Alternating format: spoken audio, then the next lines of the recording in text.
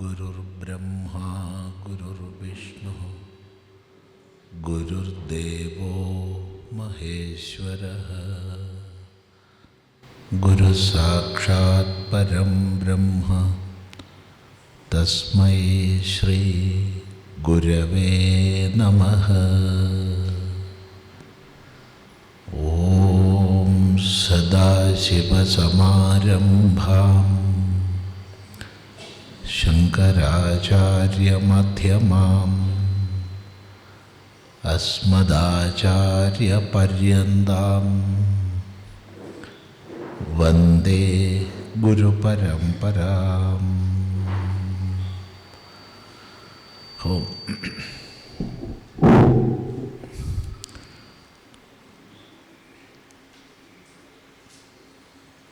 ഇവിടെ ഈ ഒരു ക്ഷേത്ര സന്നിധിയിൽ ശബ്ദം കുറയ്ക്കണേ. കുറേ വർഷങ്ങളായി നമ്മൾ പ്രതിവർഷം ഒത്തുചേരുന്നു. നേരത്തെ സൂചിപ്പിക്കപ്പെട്ട പോലെ വിവിധ വിഷയങ്ങൾ ചിന്തിക്കേണ്ടായിട്ടുണ്ട്.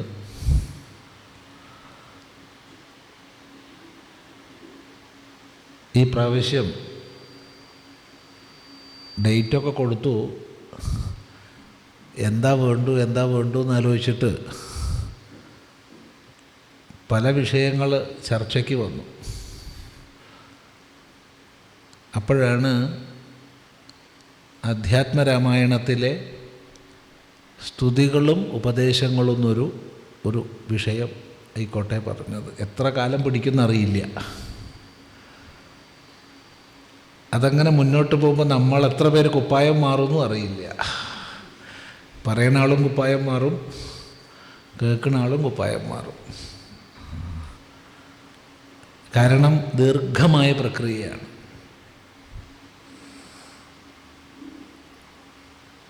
അധ്യാത്മരാമായണത്തിലെ സ്തുതികൾ, അതുപോലെ ഉപദേശങ്ങൾ, പരാഭക്തിയുടെ പരമജ്ഞാനത്തിൻ്റെ, അതിലുപരി പറഞ്ഞാൽ ഹൃദയത്തിൽ നിന്ന് അനർഗളം പ്രവഹിക്കുന്ന വാക്കിനതീതമായ മഹിമയോട് കൂടിയതാണ് ഓരോ സ്തുതിയും. ഉപദേശമോ വേദസാരം എന്ന് പറയാവുന്നതാണ് ഓരോ ഉപദേശവും തന്നെ. അപ്പം ഇതിനെക്കുറിച്ച് അല്പം ശ്രദ്ധിക്കുക എന്ന് പറഞ്ഞാൽ തന്നെ സുദീർഘമായ പ്രക്രിയ. നമുക്ക് സാധിക്കുന്നത് അല്പം വിചാരം ചെയ്യാം.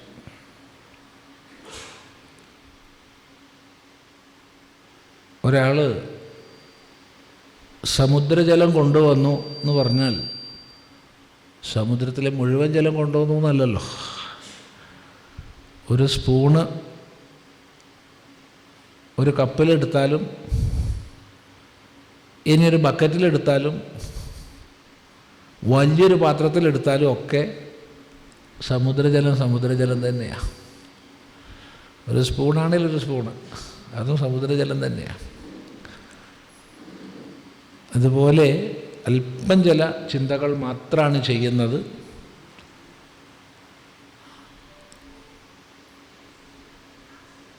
വളരെ വിശദമാണെന്നുള്ള നിലയ്ക്ക് ചിന്തിക്കരുത്. സാമാന്യം ഒരു വിചാരം. നേരത്തെ ഇവിടെ രാമായണ ചിന്തകളുടെ മഹിമയെക്കുറിച്ച് ഈ രാമായണ സപ്താഹങ്ങളിലൂടെ വളരെ വ്യാപകമായി വൈദിക ധർമ്മ പ്രചരണം ചെയ്തുകൊണ്ടിരിക്കുന്ന ശ്രീ A.K.B. നായർ അദ്ദേഹം പറയുകയുണ്ടായി.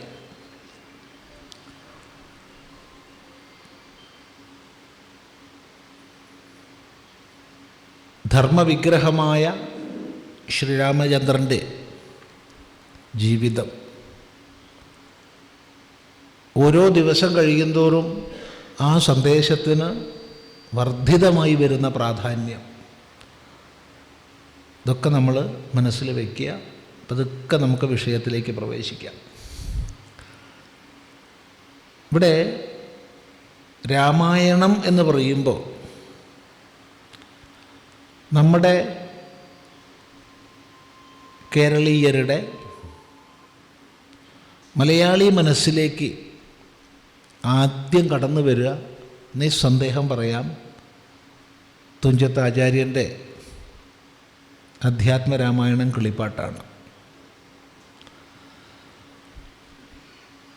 മലയാളത്തിൽ മലയാള ഭാഷയ്ക്ക് തന്നെ സ്ഥിതി നൽകിയ, അതുകൊണ്ട് തന്നെ ഭാഷാപിതാവ് എന്ന് നമ്മൾ മാനിക്കുന്ന എഴുത്തച്ഛൻ്റെ അനുവാദം. കണ്ണശ്ശന്മാരുടെ രാമായണം അതിനു മുമ്പ് വന്നിട്ടുണ്ട്. അതിനുശേഷം വിവിധ രാമായണ അനുവാദങ്ങൾ മലയാളത്തിൽ വന്നിട്ടുണ്ട്. ഗദ്യ പദ്യ രൂപങ്ങളിലൊക്കെ, വ്യാഖ്യാന രൂപങ്ങളും കുറവല്ല. മലയാളത്തെ സംബന്ധിച്ച് സമൃദ്ധമായ വിപുലമായ സാഹിത്യം രാമായണ സംബന്ധിയായിട്ട് നമുക്കുണ്ട്. അതുകൊണ്ട് രാമായണം എന്ന് പറയുമ്പോൾ സാമാന്യ പരിചയം എല്ലാവർക്കും ഉണ്ട്. അതിലുപരി നൂറ്റാണ്ടുകളായിട്ട് കർക്കടക മാസത്തിൽ അധ്യാത്മരാമായണം കിളിപ്പാട്ട് പാരായണം ചെയ്യുന്ന ഒരു രീതി കേരളീയ സമൂഹത്തിൽ നിലനിൽക്കുന്നത് നമുക്കറിയാം.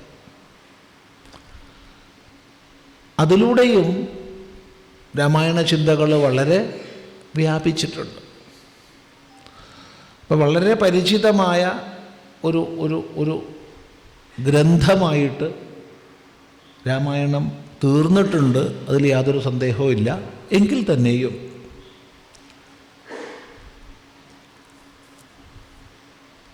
ആ കൃതിയിലെ സ്തുതികളുടെ,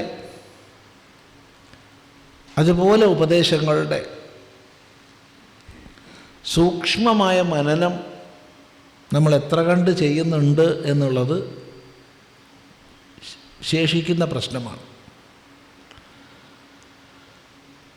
അപ്പം അതിന് ചെറിയൊരു പ്രേരണയാകുമെങ്കിൽ നന്നായി, അത്രയേ ഉദ്ദേശിച്ചിട്ടുള്ളൂ. ചെറിയൊരു പ്രേരണ. ഇവിടെ നമ്മൾ അധ്യാത്മരാമായണത്തിലെ സ്തുതികളും ഉപദേശങ്ങളും എന്നാണ് ആലോചിച്ചത്. അധ്യാത്മരാമായണം എന്ന് പറയുമ്പോൾ വാക്ക് സൂചിപ്പിക്കുന്നത് പോലെ ആത്മസംബന്ധിയായ രാമായണമാണ്. അധ്യാത്മം ആത്മാനം അധികൃത്യ,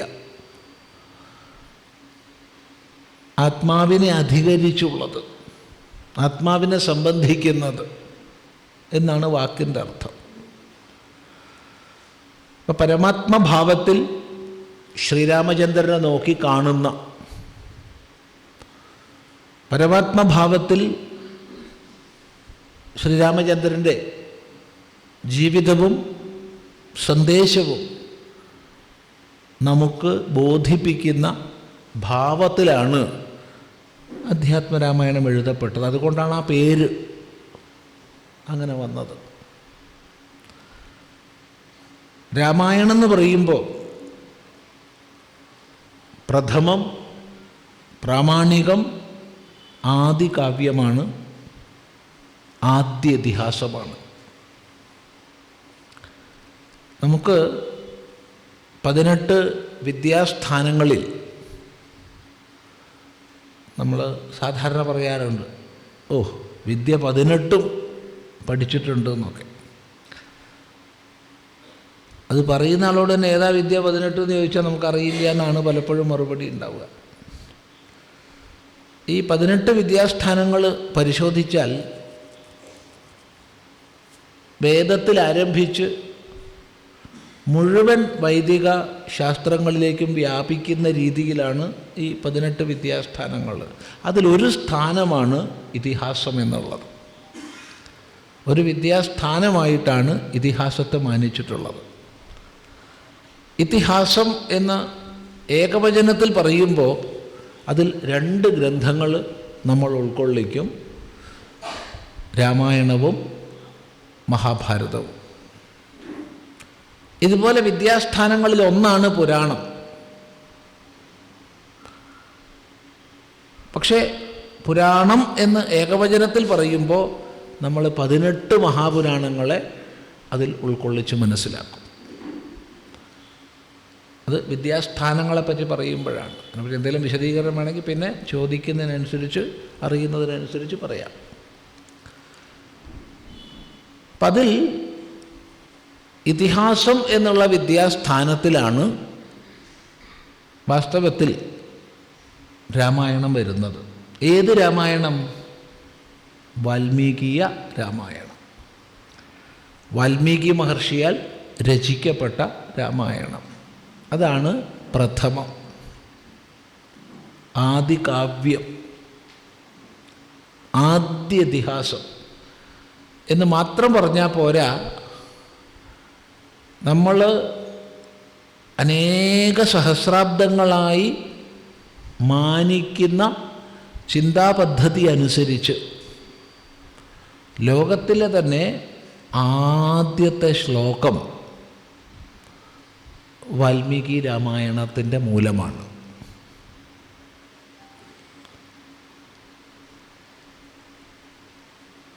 വാൽമീകി തന്നെ അവതരിപ്പിക്കുന്ന ചിന്ത പിന്തുടർന്ന് പറഞ്ഞാൽ ആദ്യത്തെ ശ്ലോകം അതിമനോഹരമായ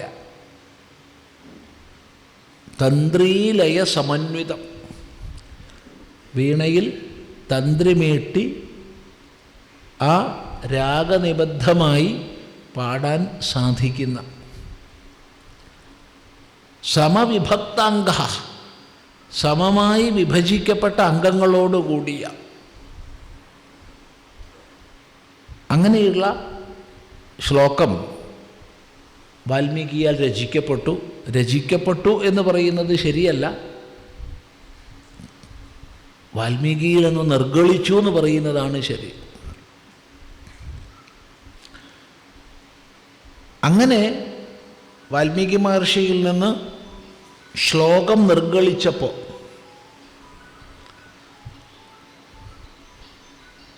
അതും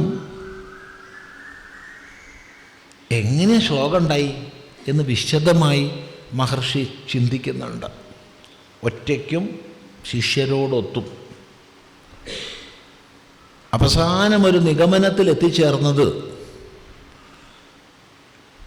ശോകാത് ശ്ലോകോ അജായത,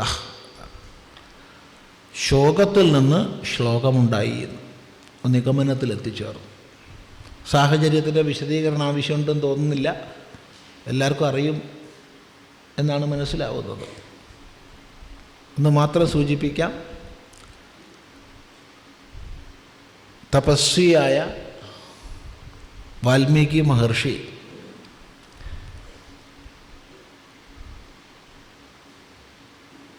സ്വസ്ഥരായി ഇരിക്കുന്ന സമയത്ത് വാക്കിനെ അറിയുന്നവരിൽ ഏറ്റവും ശ്രേഷ്ഠനായ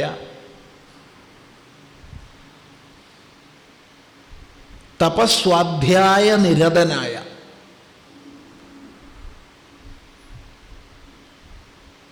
നാരദ മഹർഷി ദർശിക്കപ്പെട്ടു. ഇപ്പം തപസ്വാധ്യായ നിരതനായ വാക്കിനെ അറിയുന്നവരിൽ ശ്രേഷ്ഠനായ, അതാണ് നാരദൻ്റെ 2 വിശേഷണം വാൽമീകി രാമായണത്തിൻ്റെ ആരംഭത്തിൽ നൽകിയിട്ടുള്ളത്. ആ നാരദനോട് വാൽമീകി മഹർഷി സംശയം ചോദിക്കുകയാണ്. ഇന്ന് ജീവിച്ചിരിക്കുന്നവരിൽ സർവഗുണോപേതനാര്? ധർമ്മജ്ഞനും കൃതജ്ഞനും നീതിമാനും ധീരനും പ്രശാന്തനും എന്ന് വേണ്ട സകല ഗുണഗണങ്ങളും തികഞ്ഞവനാര്? മഹർഷി എനിക്കറിയില്ല എന്നോ മറ്റ് പറഞ്ഞൊഴിഞ്ഞു മാറിയാലോ അതിനിട കൊടുക്കാത്ത വിധം നാരദ മഹർഷി പറഞ്ഞു, അല്ലയോ മഹർഷി, നിശ്ചയമായും ഈ ഗുണഗണങ്ങളെല്ലാം തികഞ്ഞ ആളെ അങ്ങേക്കറിയാം. അങ്ങറിയാൻ സമർത്ഥനാണ്.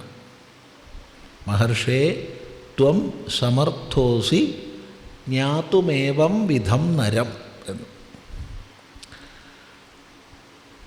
നാരദൻ പറഞ്ഞു, നീ ചോദിച്ച ഗുണങ്ങളൊക്കെ തികയ പ്രയാസമാണ്. കാരണം സാധാരണ ആൾക്കാരിൽ ഒരു ഗുണം ഉണ്ടെങ്കിൽ വേറൊന്നും ഉണ്ടാവില്ല. ഇപ്പം എല്ലാം തികയ ദുർലഭമാണ്. എങ്കിലും ഞാൻ പറഞ്ഞു തരാം എന്ന് പറഞ്ഞ് ശ്രീരാമചന്ദ്രൻ്റെ ജീവചരിതം വളരെ ചുരുക്കി പറഞ്ഞു കൊടുത്തു. വളരെ ചുരുക്കി. എന്നാൽ ഈ രാമകഥാമൃതം, അതിൻ്റെ മാധുര്യം, അതിൻ്റെ മഹിമ, അതിൻ്റെ സന്ദേശം, അത് വാൽമീകി മഹർഷിക്ക് ഉള്ളിൽ അങ്ങോട്ട് പ്രവേശിച്ചു. നാരദൻ പോയി. നാരദനെ ഉചിതമായ രീതിയിൽ യാത്രയയച്ചു. പിന്നെ നമ്മൾ കാണുന്നത് ഇരിപ്പിലും നടപ്പിലും കിടപ്പിലും എന്ന് വേണ്ട എപ്പോഴും ഈ രാമചരിതത്തിൽ ആകൃഷ്ടനായ, അതുതന്നെ വിചാരവിധേയമാക്കിക്കൊണ്ടിരിക്കുന്ന വാൽമീകിയെയാണ്. അങ്ങനെ ദിവസങ്ങൾ കടന്നു പോകുന്നു. ഒരു ദിവസം ശിഷ്യനായ ഭരദ്വാജനോടുകൂടെ വാൽമീകി മഹർഷി കാട്ടിലൂടെ നടക്കുകയാണ്. നടക്കുന്ന സമയത്ത് അവിടെ സ്വച്ഛമായി നദീപ്രവാഹമുണ്ട്. അതിലങ്ങിങ്ങായി പ്രത്യേകം വെള്ളം കൂടുതൽ കെട്ടിക്കിടക്കുന്ന സ്ഥലങ്ങളുണ്ട്.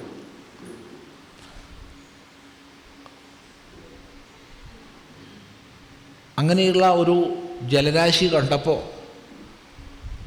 ഇതെന്തൊരു സ്വച്ഛമായിരിക്കുന്നു, അകർദമം, ഒരു അല്പവും ചളിയില്ലാത്ത സ്വച്ഛമായിരിക്കുന്ന ജലരാശി കണ്ടില്ലേ? മഹാത്മാക്കളുടെ മനസ്സുപോലുണ്ട്. നോക്കണേ, മഹാത്മാക്കളുടെ മനസ്സുപോലുണ്ട്. അത്ര ശുദ്ധ. ഒന്ന് കുളിച്ചാൽ തിരക്കേടില്ല. അപ്പോൾ ഗുരുനാഥൻ കുളിച്ചാൽ തിരക്കേടില്ല എന്ന് പറയുമ്പോൾ തന്നെ ശിഷ്യന് സംഗതി മനസ്സിലായി. ശിഷ്യൻ വസ്ത്രം എടുക്കാൻ വേണ്ടിയിട്ട് പോയി. കാരണം അവർ കുളിക്കേണ്ട ഉദ്ദേശത്തിലൊന്നും വന്നവരല്ല. വസ്ത്രം എടുക്കാൻ പോയി മഹർഷി ഒറ്റയ്ക്കായി. ആ സമയത്താണ് ഇണപക്ഷികളിലൊന്ന് വേടൻ്റെ അമ്പേറ്റ് വീഴുന്നത്. ഇതിനെക്കുറിച്ച് വലിയ വിവാദം ഉണ്ടാക്കിയ ഒരു വർഷമാണ് നമ്മൾ ജീവിക്കുന്നത്. വേടൻ സ്വധർമ്മമാണ് ചെയ്തത്, വേടൻ്റെ ധർമ്മമാണ് പക്ഷികളെ കൊല്ലുക, അല്ലാന്ന് ആരും പറഞ്ഞിട്ടില്ല. മറിച്ച് ഏത് വേടനും ധർമ്മമുണ്ട്. ഇന്ന സമയത്ത് കൊല്ലാം, ഇന്ന സമയത്ത് കൊല്ലരുതെന്നൊക്കെ ഉണ്ട്. ഇണകൾ സന്തോഷമായി വിഹരിക്കുന്ന സമയത്ത്, ഇണചേരുന്ന സമയത്ത്, ആനന്ദമായിട്ടവർ സമയം പങ്കുവയ്ക്കുന്ന സമയത്ത് ഒരു വേടനും അമ്പയില്ല. എന്തു തന്നെയായാലും കൊള്ളാം, പക്ഷി അമ്പേറ്റു വീണു. മറ്റേ പക്ഷി, ഇണപക്ഷി കരുണം കരയുന്നു. പൊട്ടി പൊട്ടി കരയുന്ന ആ ഇണപക്ഷിയുടെ ദുഃഖം,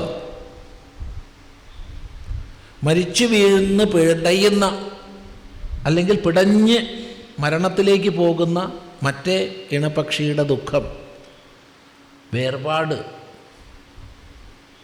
അത് അനിഷേധ്യമായ വിധം മഹർഷിക്കുള്ളിലേക്ക് പ്രവേശിക്കുകയാണ്.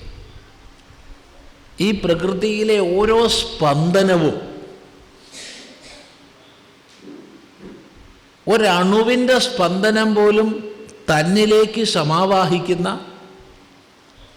ആ മഹർഷിയുടെ ഭാവം നമുക്ക് കാണാം.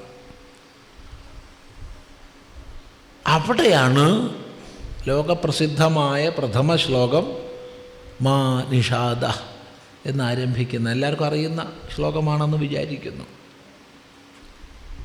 പുറത്തേക്ക് വരുന്നത്. ഇവിടെയാണ് നമ്മൾ വാൽമീകി രാമായണത്തിൽ കാണുന്നത്, വാൽമീകിക്കുള്ളിൽ രണ്ട് വിഷയങ്ങളായി. ഒന്ന്, നാരദൻ ഉപദേശിച്ച രാമചരിതം. രണ്ട്, എങ്ങനെയാണ് ഈ ശ്ലോകം ഉണ്ടായത്. അതിനു മുമ്പ് ശ്ലോകമില്ല, മന്ത്രങ്ങളേ ഉള്ളൂ. എന്തൊരു സുന്ദരം, എന്ത് മനോഹരം, ഇതെങ്ങനെ വന്നു? സ്വയം ചിന്തിക്കുന്നുണ്ട്, ശിഷ്യന്മാരോട് കൂടെ പര്യാലോചിക്കുന്നുണ്ട്. ഈ രണ്ട് വിഷയങ്ങൾ നിറഞ്ഞ് അതിൽ തന്നെ ആമഗ്നനായി മഹർഷി കഴിയുമ്പോഴാണ് ആ പരിശുദ്ധ അന്ധകരണത്തിൽ ബ്രഹ്മദേവൻ പ്രത്യക്ഷപ്പെടുന്നത്. ബ്രഹ്മാവ് നിർദ്ദേശിക്കുന്നു, ആ ശ്ലോകം രചിച്ചതുപോലെ രാമചരിതം മുഴുവൻ രചിക്കൂ, ധർമ്മ വ്യാഖ്യാനമായിട്ട്. അപ്പം നാരദൻ വളരെ സംക്ഷേപിച്ചാണ് ചുരുക്കിയ പറഞ്ഞു കൊടുത്തത്. അതെല്ലാം വിസ്തരിക്കണം, പറഞ്ഞതും പറയാത്തതും പ്രകാശിച്ചോളും എന്നനുഗ്രഹിച്ചു. കൂട്ടത്തിൽ മറ്റു ചിലതുകൂടി പറഞ്ഞു. അതാണ് നമ്മുടെ വിഷയത്തിലേക്ക് പ്രവേശിപ്പിക്കുന്നത്. ഒന്ന്, ഈ രചിക്കാൻ പോകുന്ന രാമായണം ലോകത്തിൽ പർവ്വതങ്ങളും സമുദ്രങ്ങളുമുള്ള കാലത്തോളം നിലനിൽക്കും. അതോടൊപ്പം മറ്റൊന്ന് പറഞ്ഞു, ഈ രാമായണത്തെ വരും കാലങ്ങളിൽ കവികളും സാഹിത്യകാരന്മാരുമൊക്കെ നിരന്തരം ആശ്രയിക്കുമെന്ന്.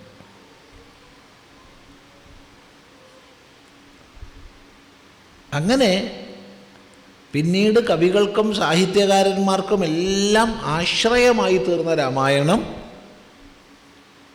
7 കാണ്ഡങ്ങളിൽ 640-ലധികം സർഗങ്ങളിൽ, കൃത്യം സർഗസംഖ്യ പറയുക വയ്യ, കാരണം കുറേ പ്രക്ഷിപ്ത സർഗങ്ങളുണ്ട്. അതിലേതാണ് വാൽമീകി വിരചിതം, ഏതാണ് അല്ലാത്തത് എന്ന് പറയുക എളുപ്പമല്ല. അതുകൊണ്ട് നമുക്ക് 640-ലധികം എന്ന് പറയാം. പ്രക്ഷിപ്ത സർഗങ്ങൾ തന്നെ 20ഓളം ഉണ്ട്.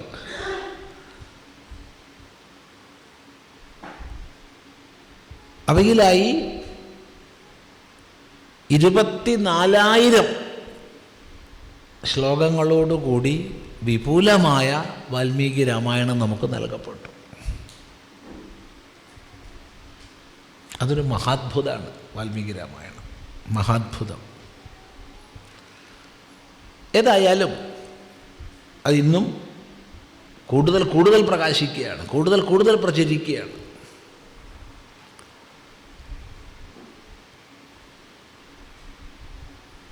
കവികളും സാഹിത്യകാരന്മാരും ഒക്കെ അതിനെ ആശ്രയിച്ചുകൊണ്ട് എത്ര രാമായണങ്ങളുണ്ടായി, എത്ര രാമചരിതങ്ങളുണ്ടായി.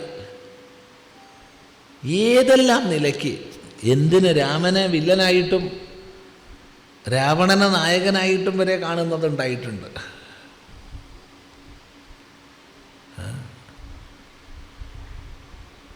എത്രയോ രാമായണം ഉണ്ടായതെന്ന് പറയ വയ്യ. വിവിധ ഭാഷകളിൽ. ആ കൂട്ടത്തിൽ വാൽമീകി രാമായണം കഴിഞ്ഞാൽ നമ്മൾ ഏറ്റവും അധികം പ്രാമാണികത കൽപ്പിക്കുന്നത് അധ്യാത്മരാമായണത്തിനാണ്.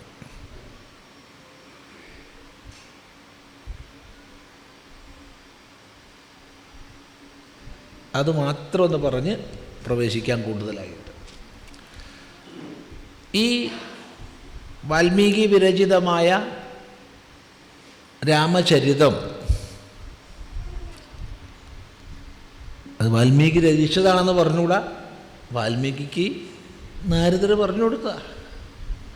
നാരദർക്ക് എവിടുന്ന് കിട്ടി എന്ന് ചോദിച്ചാൽ അതങ്ങനെ പോരുന്നതാ.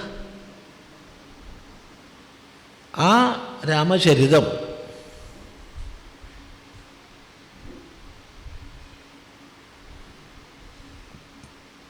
തൻ്റെ പുരാണങ്ങളിലൊക്കെ തന്നെ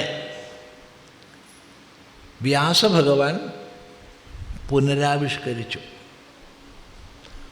പുരാണങ്ങളിൽ എന്ന് പറഞ്ഞാൽ പോരാ, മഹാഭാരതത്തിലും പുനരാവിഷ്കരിച്ചു. മഹാഭാരതത്തിൽ വനപർവ്വത്തിൽ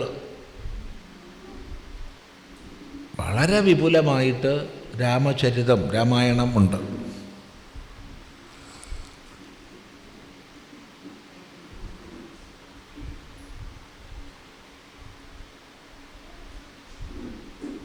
യുധിഷ്ഠിര മൈത്രേയ സംവാദത്തിൽ ഉൾപ്പെട്ടതായിട്ട് വളരെ വിപുലമാണ്, അതിമനോഹരമാണ്. അതുപോലെ പുരാണങ്ങളിൽ പലതിലും രാമായണം പുനരാഖ്യാനം ചെയ്തു. ആ കൂട്ടത്തിൽ ആണെന്ന് നമ്മൾ വിശ്വസിക്കുന്നു അധ്യാത്മരാമായണം. അത്രേ പറയാൻ പറ്റൂ. അല്ലാണ്ട് എപ്പോൾ എങ്ങനെ എഴുതിയെന്ന് നമുക്കെടുത്ത് കാണിക്കാനൊന്നും വയ്യ. 18 മഹാപുരാണങ്ങളിൽ ഒന്നാണ് ബ്രഹ്മാണ്ഡ പുരാണം. ആ ബ്രഹ്മാണ്ഡ പുരാണത്തിൻ്റെ ഉത്തരഖണ്ഡത്തിൽ 7 കാണ്ഡങ്ങളിലായി 64 സർഗങ്ങളിലായി 4200 ശ്ലോകങ്ങളിലായി രാമചരിതം പുനരാഖ്യാനം ചെയ്തു വ്യാസഭഗവാൻ. കാണ്ഡം 7 തന്നെ. സർഗങ്ങൾ 640-ലധികം എന്നുള്ളത് 10-1 ചുരുക്കി 64. ശ്ലോകങ്ങൾ 24,000 എന്നുള്ളത് 4200.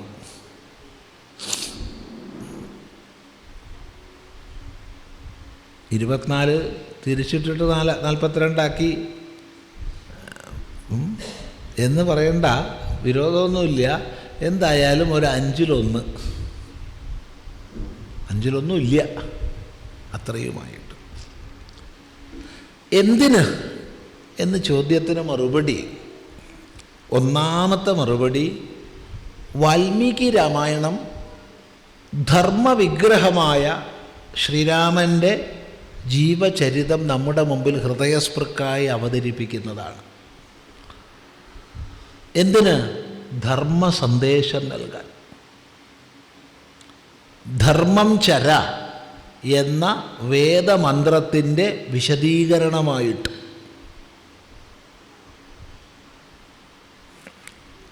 ഏതൊരു പരീക്ഷണം വരുമ്പോഴും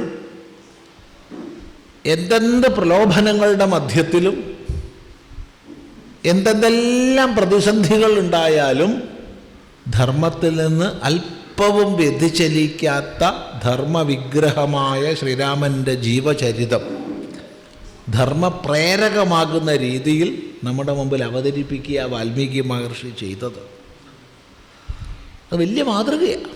പക്ഷേ ആ മാതൃക ഉള്ളത് കൊണ്ട് മാത്രം നമുക്ക് ധർമാചരണം സാധിക്കുമോ? രാമന് സാധിച്ചു, പക്ഷെ നമുക്കൊക്കെ സാധിക്കുമോ? പതറിപ്പോയില്ലേ? പരീക്ഷണങ്ങൾ ഇനി എന്ത് എന്ന ചോദ്യം ഉയർത്തി മുമ്പിൽ നിൽക്കുമ്പോൾ, പ്രലോഭനങ്ങൾ മാടി മാടി വിളിക്കുമ്പോൾ, വയ്യ എന്ന് തോന്നിപ്പിക്കുന്ന പ്രതിസന്ധികളെ അഭിമുഖീകരിക്കുമ്പോൾ ധർമ്മം ചരാന്ന് പറയാനൊക്കെ എളുപ്പമാണ്, വേണമെങ്കിൽ മറ്റുള്ളവരോട് ഉപദേശിച്ചു കൊടുക്കാനും നമുക്ക് എളുപ്പമാണ്. പക്ഷെ നമ്മുടെ ജീവിതത്തിൽ എങ്ങനെ നമ്മൾ ആചരിക്കും? അവിടെയാണ് പരിശുദ്ധമായ ഭക്തി ഉണ്ടെങ്കിൽ, ജീവിതത്തെക്കുറിച്ചുള്ള വ്യക്തമായ കാഴ്ചപ്പാടുണ്ടെങ്കിൽ നമുക്ക് ധർമാചരണം സാധിക്കും. അതുകൊണ്ട് പരമമായ ഭക്തിയുടെ സന്ദേശങ്ങളെ, യഥാതഥമായ ജീവിത വീക്ഷണങ്ങളെ നമുക്ക് പ്രദാനം ചെയ്യുന്ന സ്തുതികളും ഉപദേശങ്ങളും നിറഞ്ഞ രീതിയിലാണ് അധ്യാത്മരാമായണം രചിക്കപ്പെട്ടത്. 2, ശ്രീരാമൻ മഹാവിഷ്ണുവിൻ്റെ അവതാരമാണ്, ഭഗവാന്റെ അവതാരമാണെന്നുള്ളത് വ്യക്തമായി വാൽമീകി രാമായണം പറഞ്ഞിട്ടുണ്ട്. എന്നാൽ പറഞ്ഞിട്ടുണ്ടെങ്കിലും മനുഷ്യഭാവത്തിനാണ് പ്രാധാന്യം കൊടുത്തത്. തീർത്തും മനുഷ്യഭാവത്തിനാണ്. ഈശ്വരഭാവം പലപ്പോഴും ഗുപ്തമാക്കി വയ്ക്കുക വാൽമീകി ചെയ്തത്. രാവണ നിഗ്രഹത്തിന് ശേഷം ദേവന്മാരൊക്കെ വന്ന് സ്തുതിക്കുന്ന ഭാഗത്തൊക്കെ സ്പഷ്ടമാണ്, അല്ലെന്നല്ല. അതുപോലെ ഭൂഭാരം ഇല്ലാതാക്കാനുള്ള പ്രാർത്ഥനകളുടെ ഭാഗത്തൊക്കെ സ്പഷ്ടമാണ്. എങ്കിലും മനുഷ്യഭാവത്തിനാണ് വാൽമീകി പ്രാധാന്യം കൊടുത്തത്. അപ്പം പിന്നെ രാമചരിതം പൂർണ്ണമാവുമോ? പൂർണ്ണമാവണമെങ്കിൽ ഈശ്വരഭാവവും പറയണ്ടേ? ഈശ്വരഭാവത്തിനാണ് അധ്യാത്മരാമായണത്തിൽ പ്രാധാന്യം കൊടുക്കുന്നത്. ഇങ്ങനെ ഭക്തി ജ്ഞാന രസായനം എന്ന് പറയാൻ പറ്റുന്ന രീതിയിൽ 2 ശ്രീരാമൻ്റെ ഈശ്വരഭാവത്തിന് പ്രാധാന്യം കൊടുക്കുന്ന രീതിയിൽ വ്യാസഭഗവാൻ ബ്രഹ്മാണ്ഡ പുരാണത്തിൽ അന്തർഭവിപ്പിച്ചുകൊണ്ട് രാമായണത്തെ ചുരുക്കമായി പറഞ്ഞു. അതാണ് അധ്യാത്മരാമായണം എന്ന് പ്രസിദ്ധമായത്.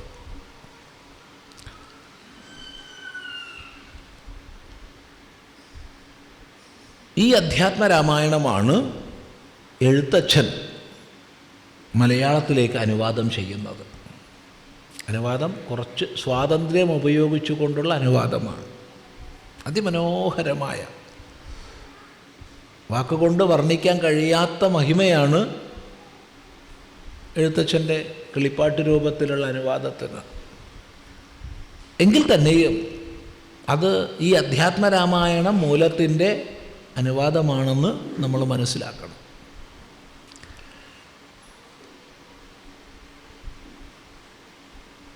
അതിനൊരു സൂചകം കൂടി പറയാം. കിളിപ്പാട്ട് ആരംഭിക്കുന്നതിന് മുമ്പ് പരമാത്മ നമസ്കാരം, ഇഷ്ടദേവത വന്ദനങ്ങൾ എല്ലാം ചെയ്യുന്നുണ്ട് എഴുത്തച്ഛൻ.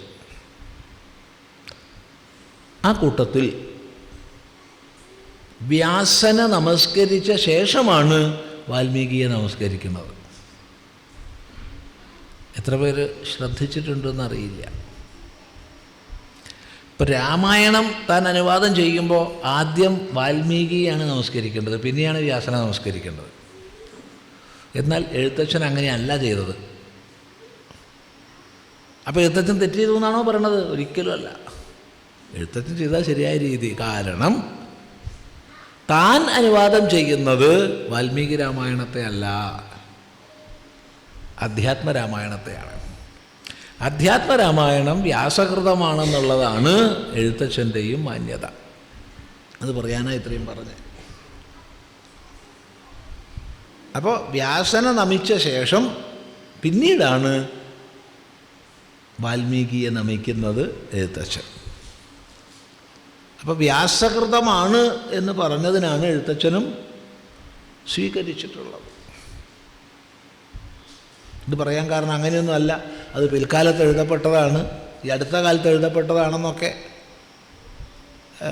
പരാമർശങ്ങൾ ഉണ്ടായിട്ടുണ്ട്.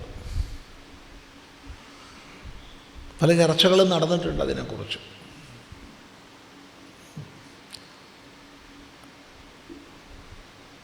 എഴുത്തച്ഛൻ്റെ കാലഘട്ടം നമ്മൾ 4.5 നൂറ്റാണ്ട് മുൻപാണല്ലോ പറയുന്നത്. അതിന് മുമ്പുള്ള കാലഘട്ടത്തിൽ 5 നൂറ്റാണ്ടുകൾക്ക് മുമ്പ് മഹാരാഷ്ട്രയിൽ ജീവിച്ചിരുന്ന രാമചന്ദ്ര പണ്ഡിതൻ രചിച്ചതാണ് അധ്യാത്മരാമായണം എന്നൊക്കെ ഒരു കൂട്ടം വിദ്വാൻമാർ പറയുന്നുണ്ട്.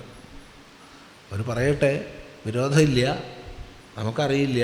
പക്ഷെ നമുക്ക് ഇത്രയും അറിയാം, പരമ്പരാഗതമായി നമ്മൾ വിശ്വസിച്ച് മാനിച്ചു പോരുന്നത് ഇത് വ്യാസകൃതമാണെന്നാണ്. 2, എഴുത്തച്ഛനും വ്യാസനെ നമസ്കരിച്ച ശേഷം വാൽമീകിയെ നമസ്കരിച്ചുകൊണ്ടാണ് കൃതിയിലേക്ക് പ്രവേശിക്കുന്നത്. ഇത് രണ്ടും ഓർമ്മിക്കുക. അപ്പം ഇതിൽ അധ്യാത്മരാമായണം എന്ന് പറയുമ്പോൾ 1 മൂലം, 2 ആ മൂലത്തിൻ്റെ അനുവാദം. ഇത് രണ്ടുമാണ്. രണ്ടും വെച്ചുകൊണ്ടാണ് അധ്യാത്മരാമായണം എന്ന് നമ്മൾ പറയുന്നത്. ചില സ്ഥലങ്ങളിലൊക്കെ മൂലത്തിൽ നിന്ന് എഴുത്തച്ഛൻ മാറുന്നുണ്ട്. അതാണ് സ്വതന്ത്രമായ അനുവാദം എന്ന് പറയാൻ കാരണം. ചില സ്ഥലത്ത് മൂലത്തിൽ എങ്ങനെയാണോ അതുപോലെ തന്നെയാണ് തർജ്ജമ, അതുപോലെ സുന്ദരമായിട്ട്. ചില സ്ഥലത്ത് പ്രത്യേകിച്ച് ഈ സ്തുതികളൊക്കെ വരുമ്പോൾ, ഉപദേശങ്ങൾ വരുമ്പോൾ, സ്തുതികളും ഉപദേശങ്ങളും വരുമ്പോൾ എഴുത്തച്ഛൻ്റെ ഉള്ളിലെ ആ പരാഭക്തൻ അണപൊട്ടി അങ്ങോട്ട് ഒഴുകും. ഹൃദയസുന്ദര പദാവലികളുടെ ഒരു പ്രവാഹമാണ്. പിന്നെ മൂലത്തിൽ അത് പലപ്പോഴും ഉണ്ടാവില്ല. മൂലത്തിൽ 1-2 പദങ്ങളെ കൊണ്ട് ഭഗവാനെ വിശേഷിപ്പിക്കുന്നിടത്ത് എഴുത്തച്ഛനിലൂടെ വരുമ്പോഴത്തേക്ക് 10-20 പദങ്ങളാവും. എന്നാൽ ആശയത്തിനൊരു മാറ്റവുമില്ല. അത് പ്രത്യേകം ശ്രദ്ധിക്കണം. പിന്നെ ചില സ്ഥലങ്ങൾ എഴുത്തച്ഛൻ വിട്ടിട്ടുണ്ട്, ചില സ്ഥലങ്ങൾ കൂട്ടിച്ചേർത്തിട്ടുണ്ട്. കൂട്ടിച്ചേർത്തതിനൊരു ഉദാഹരണം പറയാം. അധ്യാത്മരാമായണത്തിൽ രാവണൻ കുംഭകർണനെ വിളിച്ചുണർത്തി കൊണ്ടുവരാൻ പറഞ്ഞു. അങ്ങനെ കുംഭകർണനെ വിളിച്ചുണർത്തി കൊണ്ടുവന്നു, അത്രയേ ഉള്ളൂ. കിളിപ്പാട്ടിൽ എന്തൊക്കെയാണുള്ളത്? ആനകൾ നെഞ്ചു കൂടെ നടക്കുന്നതും മൂക്കത്തെ രോമം പിടിച്ച് വലിക്കണതും എന്തൊക്കെയോ ഉണ്ട്. അതെവിടുന്ന് കിട്ടി? അത് വാൽമീകിയിൽ നിന്ന് കിട്ടി. അത് വാൽമീകിയത്തിലുള്ള. അപ്പം അധ്യാത്മരാമായണത്തെ സ്വതന്ത്രമായ രീതിയിൽ അനുവാദം ചെയ്യുകയാണ്. അധ്യാത്മരാമായണത്തിൽ പറഞ്ഞ ചില ഭാഗങ്ങളൊക്കെ എഴുത്തച്ഛൻ വിട്ടിട്ടുണ്ട്. ഇപ്പോൾ അധ്യാത്മരാമായണത്തിൽ ശ്രീരാമനോടൊരു നാവികൻ പറയുന്നുണ്ട്, തോണിയിലേക്ക് കയറാൻ വരട്ടെ, നിൻ്റെ കാലൊന്ന് കഴുകിച്ചു തരാം, കാല് കഴുകിയിട്ട് കയറിയാൽ മതി, കാരണം നിൻ്റെ കാലിൽ എന്തോ ഒരു സാധനമുണ്ട്, അത് തട്ടിക്കഴിഞ്ഞാൽ കല്ല് ഒക്കെ പെണ്ണായി മാറും. അപ്പം എൻ്റെ തോണിയോ മറ്റോ പെണ്ണായാൽ എൻ്റെ കുടുംബം നശിച്ചു പോകും. ഞാൻ ജീവിക്കണത് ഇതുകൊണ്ടാണ്. അതുകൊണ്ട് നിൻ്റെ കാലൊന്ന് കഴുകിച്ച് തരട്ടെ, എന്നിട്ട് കയറിയാൽ മതി എന്നൊക്കെ പറയണ ഭാഗങ്ങളുണ്ട്. അതൊന്നും എഴുത്തച്ഛെടുത്തിട്ടില്ല. ഇങ്ങനെ കുറച്ച് സ്വതന്ത്രമായ രീതിയിൽ, എന്നാൽ ഏറെക്കുറെ മൂലത്തെ അനുസരിച്ചുകൊണ്ട് തന്നെയാണ് എഴുത്തച്ഛൻ്റെ ഈ അധ്യാത്മരാമായണം. ഇതിൽ നമ്മൾ വിഷയത്തിലേക്ക് കടക്കുന്നതിന് മുമ്പ് ഒന്നുകൂടി സൂചിപ്പിക്കട്ടെ. അധ്യാത്മരാമായണം പഠിക്കുമ്പോൾ കിളിപ്പാട്ടായാലും കൊള്ളാം, മൂലമായാലും കൊള്ളാം, എവിടെയെങ്കിലും നമ്മുടെ ഉള്ളിൽ എന്തെങ്കിലും സന്ദേഹം വന്നാൽ ഒരിക്കലും നിഗമനത്തിലെത്തരുത്, നിർണയത്തിലെത്തരുത്. എന്താ കാരണം? അതിവിപുലമായ വാൽമീകീയ രാമായണം ഏറെക്കുറെ 6-1 ചുരുക്കി എഴുതിയതാണ് ഈ അധ്യാത്മരാമായണം. അപ്പോൾ പല സ്ഥലത്തും ആശയവ്യക്തത വിട്ടുപോയതുണ്ടാവും. അപ്പം നമ്മൾ ആ ഭാഗം, എല്ലാ ഭാഗവും വേണമെന്ന് പറയുന്നില്ല, ഏതെങ്കിലും ഭാഗം സംശയം തോന്നിയ ആ ഭാഗം വാൽമീകി രാമായണത്തിൽ എന്താ പറയണത് എന്നൊന്ന് പരിശോധിച്ച് മനസ്സിലാക്കാൻ ശ്രമിക്കണം. അല്ലാതെ നിർണയത്തിലെത്തരുത് എന്ന് പ്രത്യേകം പറയുകയാണ്.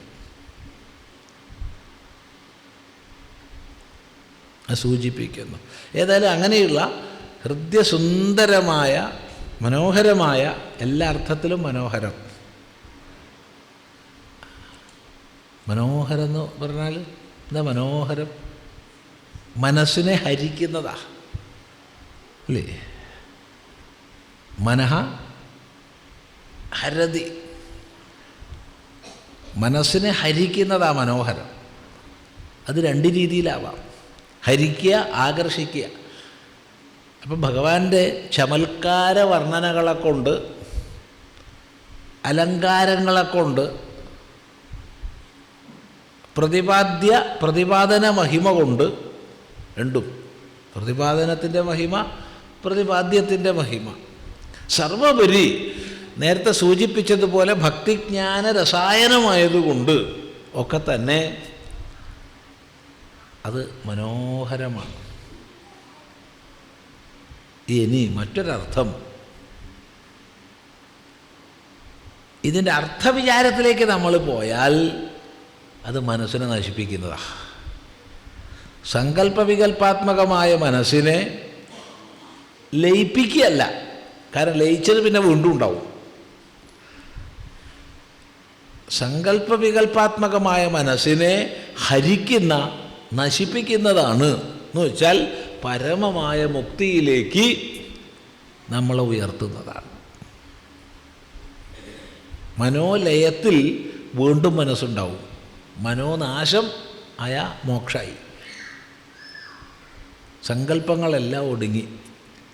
ഇപ്പോൾ സങ്കല്പവികല്പങ്ങളെല്ലാം ഒടുങ്ങി തത്വത്തിൽ ഉറച്ചു. ചിന്തിക്കുക.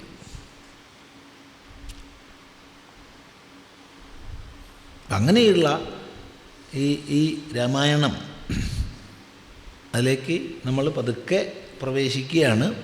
രാമായണം മുഴുവനൊന്നുമില്ല, സ്തുതി ഉപദേശം എന്നുള്ളത് മാത്രം.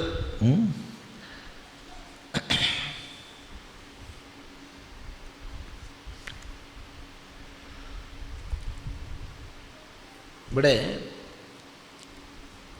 ഒരു സ്തുതി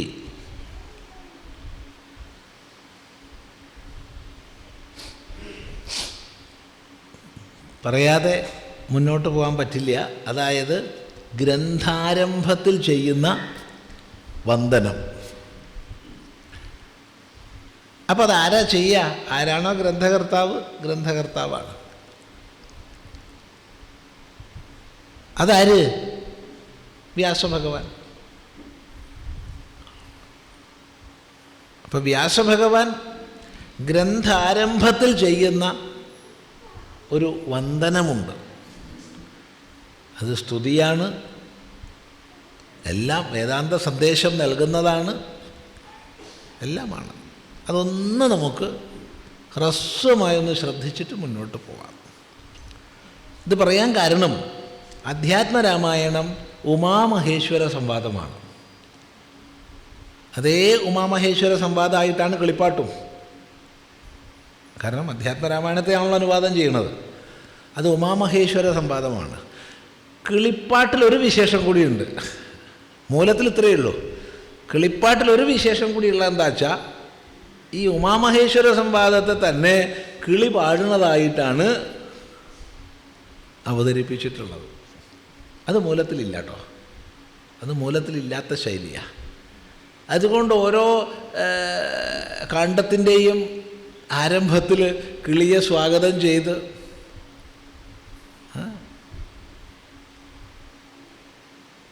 ആ കിളിയെക്കൊണ്ട് പാടിക്കുന്ന രീതിയിലാണ് തുഞ്ചത്താചാര്യൻ്റെ തത്ത പ്രസിദ്ധമാണ്.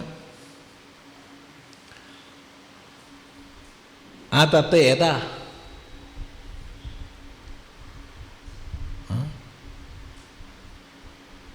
ആ തത്ത മറ്റാരുമല്ല, സാക്ഷാൽ സരസ്വതിയുടെ ബാലാപരമേശ്വരിയുടെ കൂടെയുള്ള ആ തത്തയാ. അപ്പോൾ സരസ്വതിയുടെ സഹചാരിയായ തത്തയെക്കൊണ്ട് താൻ പറയിപ്പിക്കുകയാണ്. അങ്ങനെയാണ് കിളിപ്പാട്ടിൻ്റെ ഒരു രചനാവിശേഷം. അത് ശ്രദ്ധിക്കുക. അത് മൂലത്തിലില്ല കേട്ടോ. മൂലത്തിൽ ഉമാമഹേശ്വര സംവാദമായിട്ടാണ്.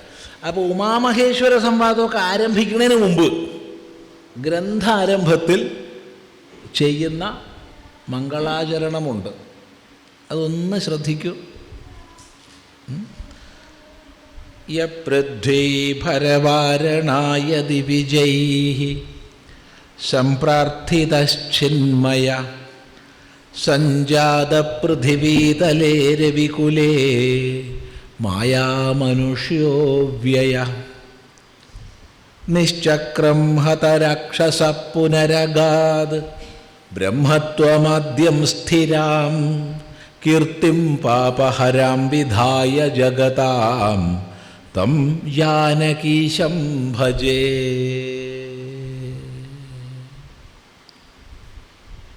ഇത്രയും മഹിമയേറിയ കൃതിയുടെ ആരംഭത്തിലുള്ള മംഗളാചരണമാവുമ്പോൾ അതിനുണ്ടല്ലോ മഹിമ. അതുകൊണ്ട് ഇത് കൃതിയിൽ അന്തർഭവിച്ച ഉപദേശമല്ല, സ്തുതിയല്ല, പക്ഷേ കൃതിയുടെ ആരംഭത്തിലുള്ള സ്തുതിയാണ്.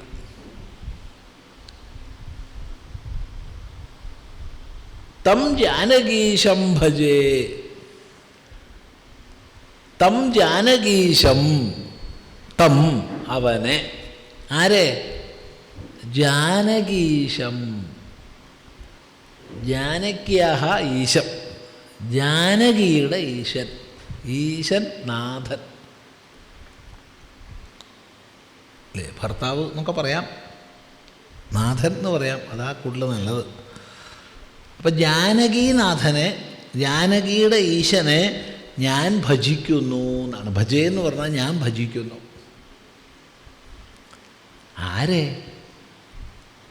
യഹ, യാതൊരാളാണോ പൃഥ്വീഭരവാരണായ, പൃഥ്വിയുടെ, പൃഥ്വി പൃഥിവി, പൃഥ്വി ധര ഭൂമി ഒക്കെ ഒന്ന് തന്നെയാണ്. ഈ ഭൂമിയുടെ ഭരവാരണായ, ഭാരത്തെ ഇല്ലാതാക്കുന്നതിന്, തടയുന്നതിന്. ഭൂമിക്ക് ഭാരം കൂടുക, അതെ, ഭൂമിക്ക് ഭാരം സഹിക്ക വയ്യാതാവുമ്പോഴാണ് ഭൂമി ഗോരൂപം ധരിച്ച് രക്ഷിക്കണേ എന്ന് പ്രാർത്ഥിക്കുന്നത്. സകല ദേവന്മാരും ഋഷിമാരും ഭൂമിയോട് ചേർന്ന് മഹാവിഷ്ണുവെ സ്തുതിച്ച് പ്രാർത്ഥിക്കും, രക്ഷിക്കണേ. അപ്പോഴാ ഭഗവാൻ പല അവതാരങ്ങളെയും ഗ്രഹിക്കുന്നതായിട്ട് നമ്മൾ മനസ്സിലാക്കുന്നത്. അപ്പം എങ്ങനെയാണ് ഭൂമിയിലുള്ള ഭാരം കൂടുന്നത്? ദുർജനങ്ങളുടെ ആധിക്യം കൊണ്ടാണ്.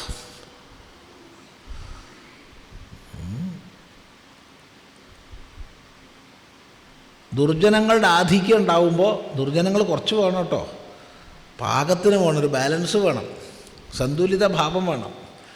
ദൈവീ സമ്പത്തിൻ്റെയും ആസുരീ സമ്പത്തിൻ്റെയും ഒരു സന്തുലിത ഭാവം വേണം.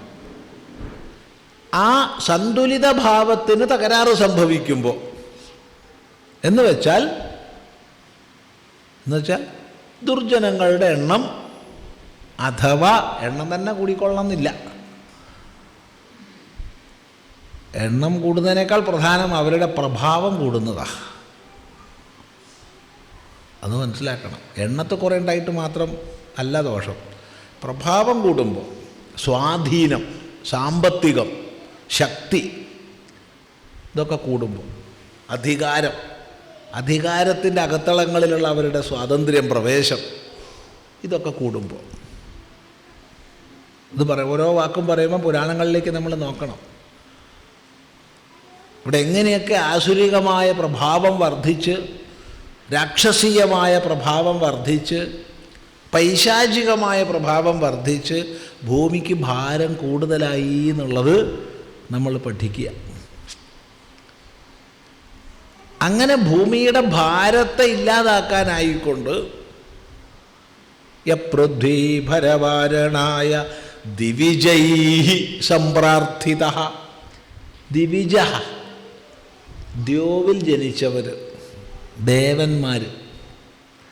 ദിവിജൈഹി, ദേവൈഹി, ദേവന്മാരാൽ സംപ്രാർത്ഥിതഃ, നല്ല പോലെ പ്രാർത്ഥിക്കപ്പെട്ടവനായി. എന്ന് വെച്ചാൽ എന്താ അർത്ഥം? ദേവന്മാരെല്ലാവരും പോയിട്ട് ഭഗവാനെ പ്രാർത്ഥിച്ചു, രക്ഷിക്കണേന്ന്. അങ്ങനെ പ്രാർത്ഥിക്കപ്പെട്ടവനായ ആര്? ചിന്മയഃ, ചിന്മയൻ, ജ്ഞാനമയൻ, ജ്ഞാനസ്വരൂപൻ. ഇപ്പം വാസ്തവത്തിൽ ഭഗവാൻ ജ്ഞാനസ്വരൂപനാണ്, ചിന്മയനാണ്. അപ്പം ചിന്മയനായിരിക്കുന്ന ഭഗവാൻ ദേവന്മാരാൽ പ്രാർത്ഥിക്കപ്പെട്ടിട്ട് എന്തിന്? ഈ ഭൂമിയുടെ ഭാരത്തെ ഇല്ലായ്മ ചെയ്യാൻ വേണ്ടി പ്രാർത്ഥിക്കപ്പെട്ടിട്ട് സഞ്ജാതനായി, നല്ല പോലെ ജനിച്ചു. സഞ്ജാതഃ, ജനിച്ചവനായി. എവിടെ? പൃഥ്വീതലേ, ഈ ഭൂമിയിൽ തന്നെ. ഭൂമിയുടെ ഭാരം ഇല്ലാതാക്കാൻ ഭൂമിയിൽ തന്നെ ജനിച്ചു. അതാണ്, പുറമെ എവിടെയോ ജനിച്ചിട്ട് ഭൂമിയിലേക്ക് വന്നിട്ട് ഭൂമിയെ നേരെയാക്കി എടുക്കുകയല്ല. അത് പ്രത്യേകം ശ്രദ്ധിക്കണം. ഭൂമിയുടെ ഭാരം ഇല്ലാതാക്കാൻ ഭൂമിയിൽ തന്നെ ജനിച്ചു. എവിടെ ജനിച്ചു? രവികുലേ, രവികുലത്തിൽ, സൂര്യവംശത്തിൽ ജനിച്ചു. ആരാ? മായാമനുഷ്യോ വ്യയഃ, അവ്യയൻ മായാമനുഷ്യനായി. വല്ലാത്തൊരു പ്രയോഗമാണ് ഈ മായാമനുഷ്യ എന്നുള്ള പ്രയോഗം. കാരണം സ്വയമേവ മായയെ സ്വീകരിച്ചിട്ട്, മായയെ വശത്താക്കിയിട്ട് ലോകരക്ഷയ്ക്ക് വേണ്ടി കൃപാപൂർവം വരിക ഭഗവാൻ. സംഭവാമ്യാത്മമായയാ എന്നിതിനെ ഗീതയിൽ വിശദീകരിച്ചു. എൻ്റെ മായ കൊണ്ട് ഞാൻ സംഭവിക്കുന്നു. ഇപ്പം ലോകാനുഗ്രഹത്തിന് വേണ്ടി സ്വയമേവ മായയെ സ്വീകരിച്ച്, അല്ലെങ്കിൽ മായയെ വശീകരിച്ച് നിൽക്കുന്നവനാ മായാമനുഷ്യൻ. ഈ മായാമനുഷ്യൻ എന്ന് പറഞ്ഞാൽ മായാവി എന്നർത്ഥമുണ്ട് ഇല്ലേ? മായാവി തന്നിൽ നിന്ന് താനായിരിക്കെ ഏതെല്ലാം ഭാവങ്ങളിൽ വരും, എന്തൊക്കെ നമ്മുടെ മുമ്പിൽ കാണിക്കും.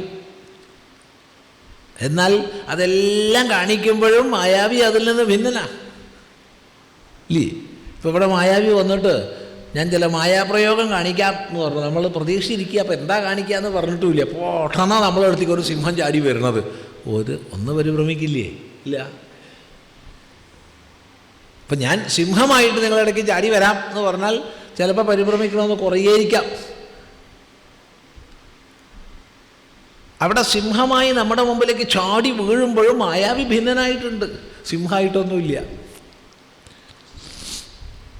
ഇതുപോലെ ലോകാനുഗ്രഹത്തിനായിക്കൊണ്ട്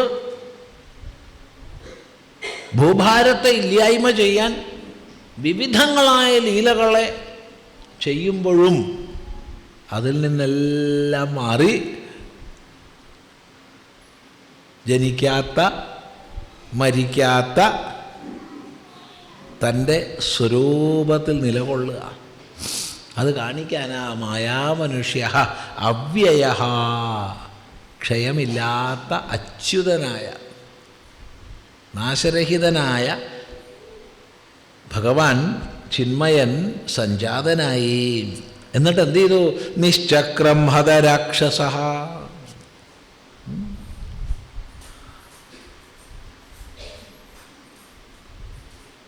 ഈ പൃഥിവിയെ രാക്ഷസരെ കൊന്ന് രാക്ഷസരഹിതമാക്കി, രാക്ഷസരഹിതമാക്കി തീർത്തു. ഇവിടെ നമ്മൾ ശ്രദ്ധിക്കണം. രാക്ഷസരഹിതമാക്കിയോ? രാക്ഷസവംശം നിലനിൽക്കാൻ മറ്റാരെക്കാളും കരുതൽ ശ്രീരാമൻ തന്നെയാണ് ചെയ്തത്. ഓർമ്മിച്ചു നോക്കൂ. 4 മന്ത്രിമാരോടുകൂടി രാവണനരികിൽ നിന്ന് രക്ഷപ്പെട്ട് ഓടി പറന്ന് രാമനിൽ അഭയം പ്രാപിച്ചു വിഭീഷണൻ.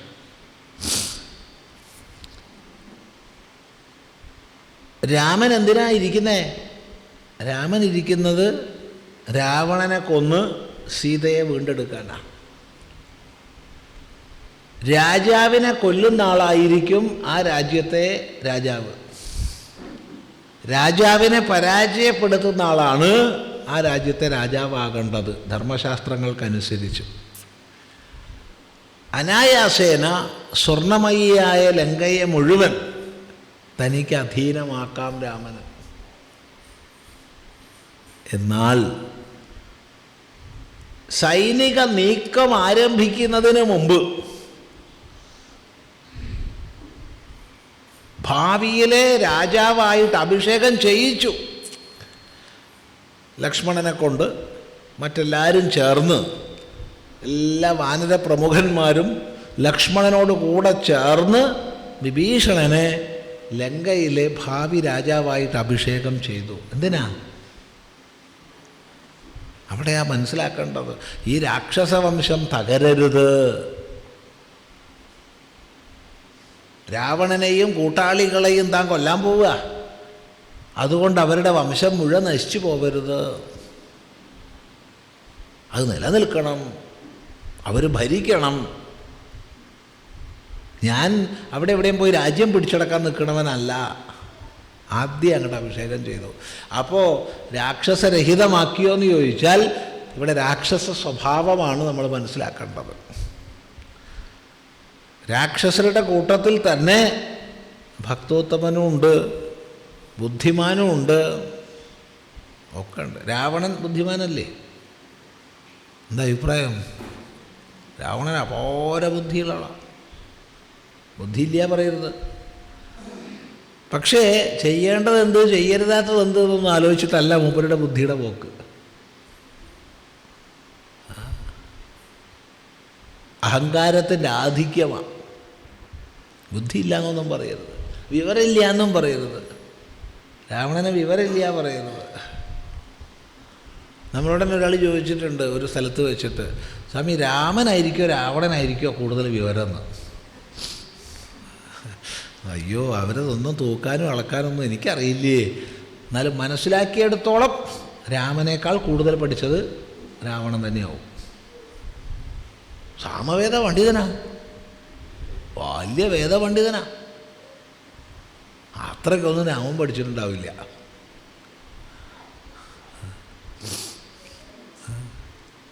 പക്ഷെ എന്തു ചെയ്യാനാ? ഈ സാക്ഷര എന്നുള്ളത് തിരിച്ചിട്ടാൽ രാക്ഷസ എന്നാവും. ഇല്ലേ? അക്ഷരം പഠിച്ചവനാണല്ലോ സാക്ഷരൻ. അപ്പം തലതിരിഞ്ഞ് അറിവായാലോ? അപ്പം അറിവില്ല എന്ന് പറയരുത്. അറിവില്ലാതാവണില്ല, അത് തിരിഞ്ഞു പോവുക. നമുക്ക് പലപ്പോഴും പറ്റിപ്പോകുന്ന കുഴപ്പമാ. നമുക്കൊക്കെ അറിവില്ല എന്ന് ആരെക്കൊണ്ടും പറയരുത്. ഈ തലതിരിഞ്ഞ് അറിവാണ് നമുക്ക് അധികം ഉള്ളത്. അപ്പോൾ തലതിരിഞ്ഞ് അറിവാകുമ്പോൾ എന്തായി? രാക്ഷസനായി.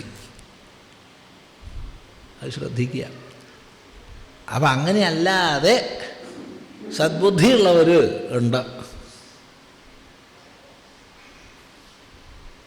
വിഭീഷണൻ തുടങ്ങിയവർ ഇവിടെ ചൂണ്ടിക്കാണിക്കപ്പെടുന്നുണ്ട്. അതുകൊണ്ട് ദുർജനങ്ങളായ രാക്ഷസന്മാരെ മുഴുവൻ ഇല്ലാതാക്കി പുനഃ അഗാത്, പിന്നെ പോയി. എങ്ങോട്ട് പോയി? ബ്രഹ്മത്വമാദ്യം സ്ഥിരാം, തൻ്റെ സ്ഥിരമായ ആദിസ്വരൂപമായ പരബ്രഹ്മഭാവത്തെ തന്നെ പ്രാപിച്ചു. നമ്മളൊക്കെ എല്ലാവരും വന്നു കഴിഞ്ഞാൽ പണി കഴിഞ്ഞാൽ പോകണം, വേണ്ടേ? വേണ്ട? അല്ല, വേണ്ടാന്ന് അഭിപ്രായമുള്ളവരുണ്ടോ അവിടെ? നമ്മളൊക്കെ ഇപ്പം എത്ര വരെ ഇരിക്കും ഇവിടെ എന്ന് ചോദിച്ചാൽ, നമ്മളെ പണി കഴിയണവരെ, അത് കഴിഞ്ഞാൽ പറയും അവൻ്റെ പണി കഴിഞ്ഞു പറയും. അയാളെ പണി കഴിഞ്ഞു, പോയില്ലേ, സമാധാനം.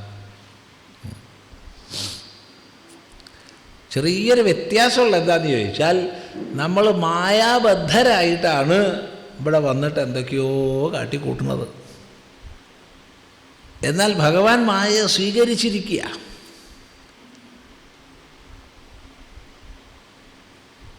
അത് ഏതുപോലെയാന്ന് ചോദിച്ചാൽ, ഒരു നാടകത്തിൽ അഥവാ ഒരു സിനിമയിൽ നല്ല അഭിനയം ചെയ്യുന്നൊരു നടൻ വളരെ നന്നായിട്ട് നടിക്കുന്നു എന്ന് വിചാരിച്ചോളൂ. നല്ലോണം നടിക്കുന്നു, നല്ല നടനാ. പക്ഷേ അയാൾ സംവിധായകൻ്റെ നിർദ്ദേശമനുസരിച്ചാണ് നടിക്കുന്നത്. അയാൾക്ക് അറിയില്ല അടുത്ത എന്താണോ സംവിധായകൻ പറയണത് അത് ചെയ്യുക, അത്രയേ ഉള്ളൂ. എന്നാൽ ചില സംവിധായകന്മാരുണ്ട്, അവർ അഭിനയിക്കുകയും ചെയ്യും. അങ്ങനെ ഇല്ലേ? ധാരാളം സംവിധായകന്മാരങ്ങനെ ഉണ്ട്. മലയാളത്തിൽ തന്നെ അങ്ങനത്തെ ധാരാളം പേരില്ലേ? കഥയും തിരക്കഥയും സംഭാഷണവും സംവിധാനവും മുഖ്യ നടനും ഒക്കെ അയാൾ തന്നെയാവും. നല്ലത് തന്നെയാണ്. അപ്പം ആ സംവിധായകൻ അഭിനയിക്കുമ്പോൾ അയാൾക്കറിയാം എന്താണ് അടുത്ത രംഗം, ഏതാണ്, ഇതെങ്ങനെയാണ് ബന്ധപ്പെടുന്നത്, എല്ലാം അറിയാം. ഈ സംവിധായകൻ അഭിനയിക്കുന്നത് പോലെയാണ് മായാരഹസ്യമറിയുന്ന ആളുടെ ഈ ലോകത്തിലുള്ള വ്യവഹാരം. പൂർണ്ണമായി അറിഞ്ഞോണ്ട് ജീവിക്കുന്നു, അറിവിൽ അഭിരമിച്ച് ജീവിക്കുന്നു. അതാണ് വിജ്ഞാനിയുടെ സ്ഥിതി. ഇതുപോലെ ഭഗവാൻ എല്ലാം അറിഞ്ഞുകൊണ്ട് ജീവിച്ചു. എന്നിട്ട് തൻ്റെ ആദ്യ സ്ഥിതിയെ വീണ്ടും പ്രാപിച്ചു. അതിനെ വിശേഷിപ്പിക്കുകയാണ് സ്ഥിരാം. ഇത് അസ്ഥിരാം. അസ്ഥിരമായ സ്ഥിതിയെ ഉപേക്ഷിച്ച് സ്ഥിരമായ സ്ഥിതിയെ പ്രാപിച്ചു. ബ്രഹ്മത്വമാദ്യം സ്ഥിരാം. പക്ഷെ അതിന് മുമ്പൊരു കാര്യം ചെയ്തിട്ടുണ്ട്. അതെന്താ? കീർത്തിം പാപഹരാം വിധായ ജഗതാം. കീർത്തിയെ ചെയ്തിട്ടാണ് പോയത്. വലിയ ലോകപ്രസിദ്ധമായ സത്കീർത്തിയെ, യശസ്സിനെ ഉണ്ടാക്കിയിട്ടാണ് പോയത്. എന്തൊരു യശസ്സാണ് നോക്കൂ. ലോകം മുഴുവൻ രാമൻ്റെ യശസ് വ്യാപിച്ചില്ലേ? ഉണ്ട്. ലോകം മുഴുവൻ രാമായണവും രാമചിന്തകളും ഉണ്ട്. അതൊരു അത്ഭുതമാണ്, മഹാത്ഭുതമാണ്. നൂറ്റാണ്ടുകളായി മതത്തിൻ്റെ പിടിയിൽപ്പെട്ട് ഏറ്റവും വലിയ മതാനുയായികളുടെ രാജ്യമായിട്ടും ഇപ്പോഴും രാമായണത്തെ, രാമായണ നാമങ്ങളെ ഒന്നും ഉപേക്ഷിച്ചിട്ടില്ല ഇന്തോനേഷ്യയിലൊന്നും. ഇപ്പോഴും രാമായണ സംബന്ധിയ നാമങ്ങളൊക്കെ. എന്തൊരു അത്ഭുതം എന്ന് ആലോചിച്ച് നോക്കൂ. മഹാത്ഭുതമാണിത്. നമ്മെ സംബന്ധിച്ച് നമ്മൾ ഭാരതം ഒരു ജനാധിപത്യ രാഷ്ട്രമായിട്ട് രൂപപ്പെടുത്തി. ആര്? നമ്മൾ. V the citizens of India അല്ലേ? നമ്മൾ ഭാരതത്തിലെ പൗരന്മാർ ഭാരതത്തൊരു ജനാധിപത്യ രാജ്യമായിട്ട് രൂപപ്പെടുത്തി. 1950 ജാനുവരി 26 അതിനനുസരിച്ച് യൂണിയൻ നിലവിൽ വന്നു. അതിനു മുമ്പ് നവംബർ 26 നവംബർ 26 കോൺസ്റ്റിറ്റ്യൂഷൻ നമ്മൾ അംഗീകരിച്ചു. ആ കോൺസ്റ്റിറ്റ്യൂഷൻ്റെ ലിഖിത പ്രതിയിൽ ഏതാ ആദ്യത്തെ ചിത്രം? രാമായണ.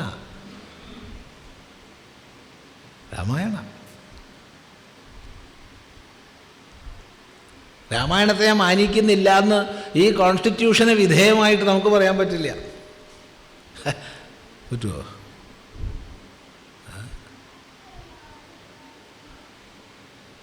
ഒരാൾക്ക് അമേരിക്കൻ ഡോളർ വേണമെന്ന് വിചാരിച്ചോളൂ. ഞാൻ ഈശ്വരനിൽ വിശ്വസിക്കുന്നില്ല എന്നൊക്കെ പറയാൻ പറ്റുമോ? എന്താ അഭിപ്രായം? ഭാരതത്തിൽ നമുക്ക് ചില്ലാനം കൈകാര്യം ചെയ്യേണ്ടത് നമ്മൾ രൂപയായിട്ട്. നമുക്കിപ്പോൾ ഈശ്വരനിൽ വിശ്വസിച്ചോളണം നിർബന്ധമൊന്നുമില്ല. നമുക്കൊറ്റ ഒന്നിലേ വിശ്വാസമുള്ളൂ, സത്യം. സത്യമേവ ജയതേ. അത് നമ്മൾ വിശ്വസിക്കണം. ഭാരതീയരൊക്കെ അത് അംഗീകരിക്കണം. അത് അംഗീകരിക്കാൻ വയ്യാച്ചാൽ ഭാരതീയരായി ജീവിക്കുക വിഷമമാണ്. സത്യമേവ ജയതേ അത് വേണം. അമേരിക്കയാണെങ്കിലോ in the God we trust. In the God we trust എന്നുള്ളത് അംഗീകരിച്ചാൽ മാത്രമേ ഡോളറുള്ളൂ, അല്ലെങ്കിൽ ഡോളറില്ല. ഇവിടെ ഗവർണർ ഒപ്പിടുക, ഇത്ര രൂപ ഈ കടലാസ് കഷ്ണത്തിന് ഞാൻ തരുന്നു. മറ്റേതല്ല, മറ്റേ ദൈവത്തിൽ നാം വിശ്വസിക്കുന്നു, അതിൻ്റെ പേരിൽ ആ ഡോളർ അടിച്ചിറക്കണത് അന്നും ഇന്നും. In the God we trust. അപ്പോൾ ഡോളർ കൈകാര്യം ചെയ്യുകയും ചെയ്യുക, ദൈവത്തിൽ വിശ്വസിക്കണില്ല എന്ന് പറയുകയും ചെയ്യുക എന്ന് പറഞ്ഞാൽ രണ്ടും കൂടി ഒക്കുമോ? എന്താ അഭിപ്രായം? എന്താ ചിന്തിച്ചു വെക്കുക.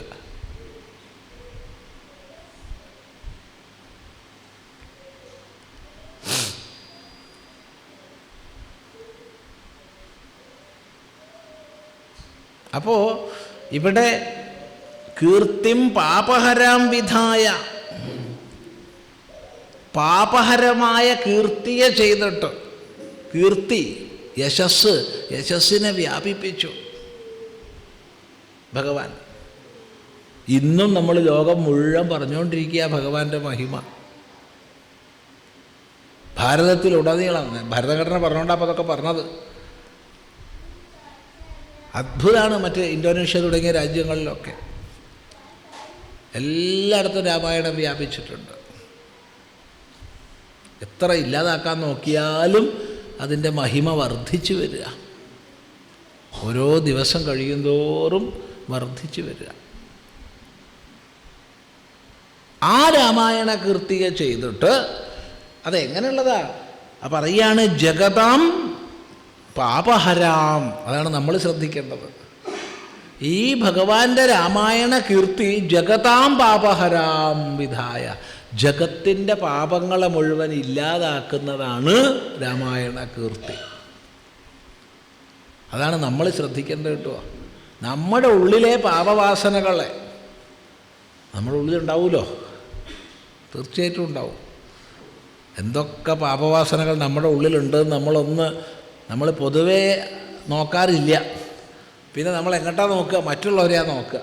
അവനെ കണ്ടു, അവനാൾ വളരെ മോശമായിട്ടോ, നീ വിചാരിച്ച പോലെയൊന്നുമല്ല, അവളെ നീ മനസ്സിലാക്കിയിട്ടില്ല, മഹാബദ്ധാണ് എന്ന് അവനെയും അവളെയുമാണ് നമ്മൾ നോക്കാറ്.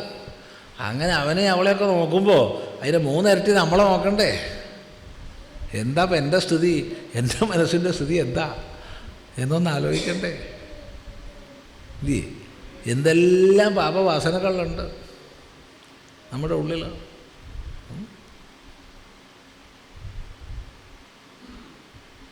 ശങ്കരാചാര്യസ്വാമികൾ തന്നെ പറയുന്നുണ്ട്, എടോ കാട്ടാളനായിട്ടുള്ളവൻ, നീ വന്ന് എൻ്റെ മനസ്സിൽ കളിച്ചോളൂ, കാരണം നിനക്ക് ആവശ്യമുള്ള വേട്ടയാടാനുള്ള എല്ലാ വസ്തുക്കളും എൻ്റെ ഉള്ളിലുണ്ട്. എന്തൊക്കെ ക്രൂരമൃഗങ്ങളും വേണ്ടാധീനങ്ങളും ഉണ്ട്, അതൊക്കെ എൻ്റെ ഉള്ളിൽ നിറഞ്ഞ് കിടക്കുന്നുണ്ട്. അപ്പോൾ നിനക്ക് നല്ല സന്തോഷമാവും ഇവിടെ വന്നിട്ട് വേട്ടയാടിയാൽ. അതുകൊണ്ട് എൻ്റെ മനസ്സ് തന്നെ താമസിച്ചോളൂ, നീ അങ്ങോട്ടും ഇങ്ങോട്ടൊന്നും അലഞ്ഞിട്ട് വെറുതെ സമയം കളയണ്ട എന്ന് പറയുന്നുണ്ട്. നമ്മളൊക്കെ ഉള്ളിലേക്കൊന്ന് നോക്കിയാൽ മതി ഒരല്പം. ഉള്ളിലേക്ക് നോക്കാൻ സമയം വേണ്ടേ? ഇതിങ്ങനെ പുറത്തേക്ക് നോക്കിയിട്ട് അവനെന്താ പറയണത്, അവളെന്താ പറയണതെന്നാണ് ഇപ്പോൾ അത് നോക്കി നിൽക്കുന്നത്. അപ്പോൾ നമ്മുടെയൊക്കെ ഉള്ളിലുള്ള പാപവാസനകളെ ഇല്ലാതാക്കുന്നതാണ് രാമായണ കീർത്തി. അത് ശ്രദ്ധിക്കുക, രാമനാമം ജപിക്കുക, രാമനെക്കുറിച്ച് ചിന്തിക്കുക, രാമൻ്റെ ചരിതങ്ങൾ വായിക്കുക, പഠിക്കുക എന്ന് പറയുമ്പോൾ സ്വാഭാവികമായി നമുക്കുള്ളിലെ പാപവാസനകളെ ഇല്ലാതാക്കുകയാണ്. അങ്ങനെ പാപഹരമായ കീർത്തിയെ ഉണ്ടാക്കിയിട്ട് ബ്രഹ്മത്വമാദ്യം സ്ഥിരാം പുനരഗാത്, ആദ്യമായ സ്ഥിരമായ ബ്രഹ്മത്വത്തെ പ്രാപിച്ചത് യാതൊരാളാണോ തം ജാനകീശം ഭജേ, അങ്ങനെയുള്ള ജാനകീശനെ ഞാൻ ഭജിക്കുന്നു. 2 ശ്ലോകങ്ങളിലാണ് ഈ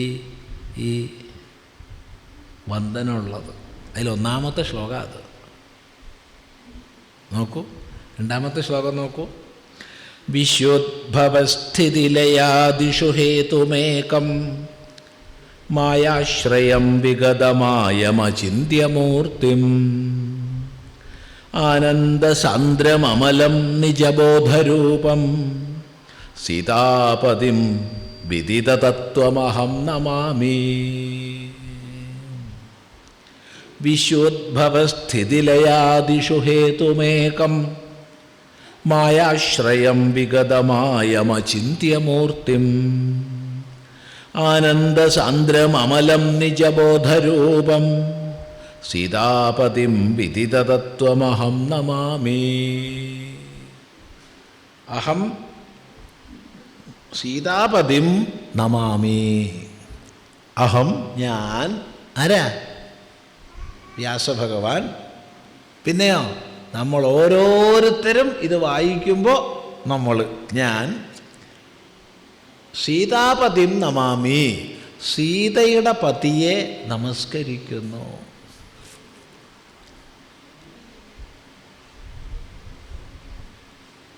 സീതാപതി രാമൻ മാത്ര, രാമൻ സീതാപതി മാത്ര, അതും വേണമല്ലോ പറയുക ഇല്ലേ?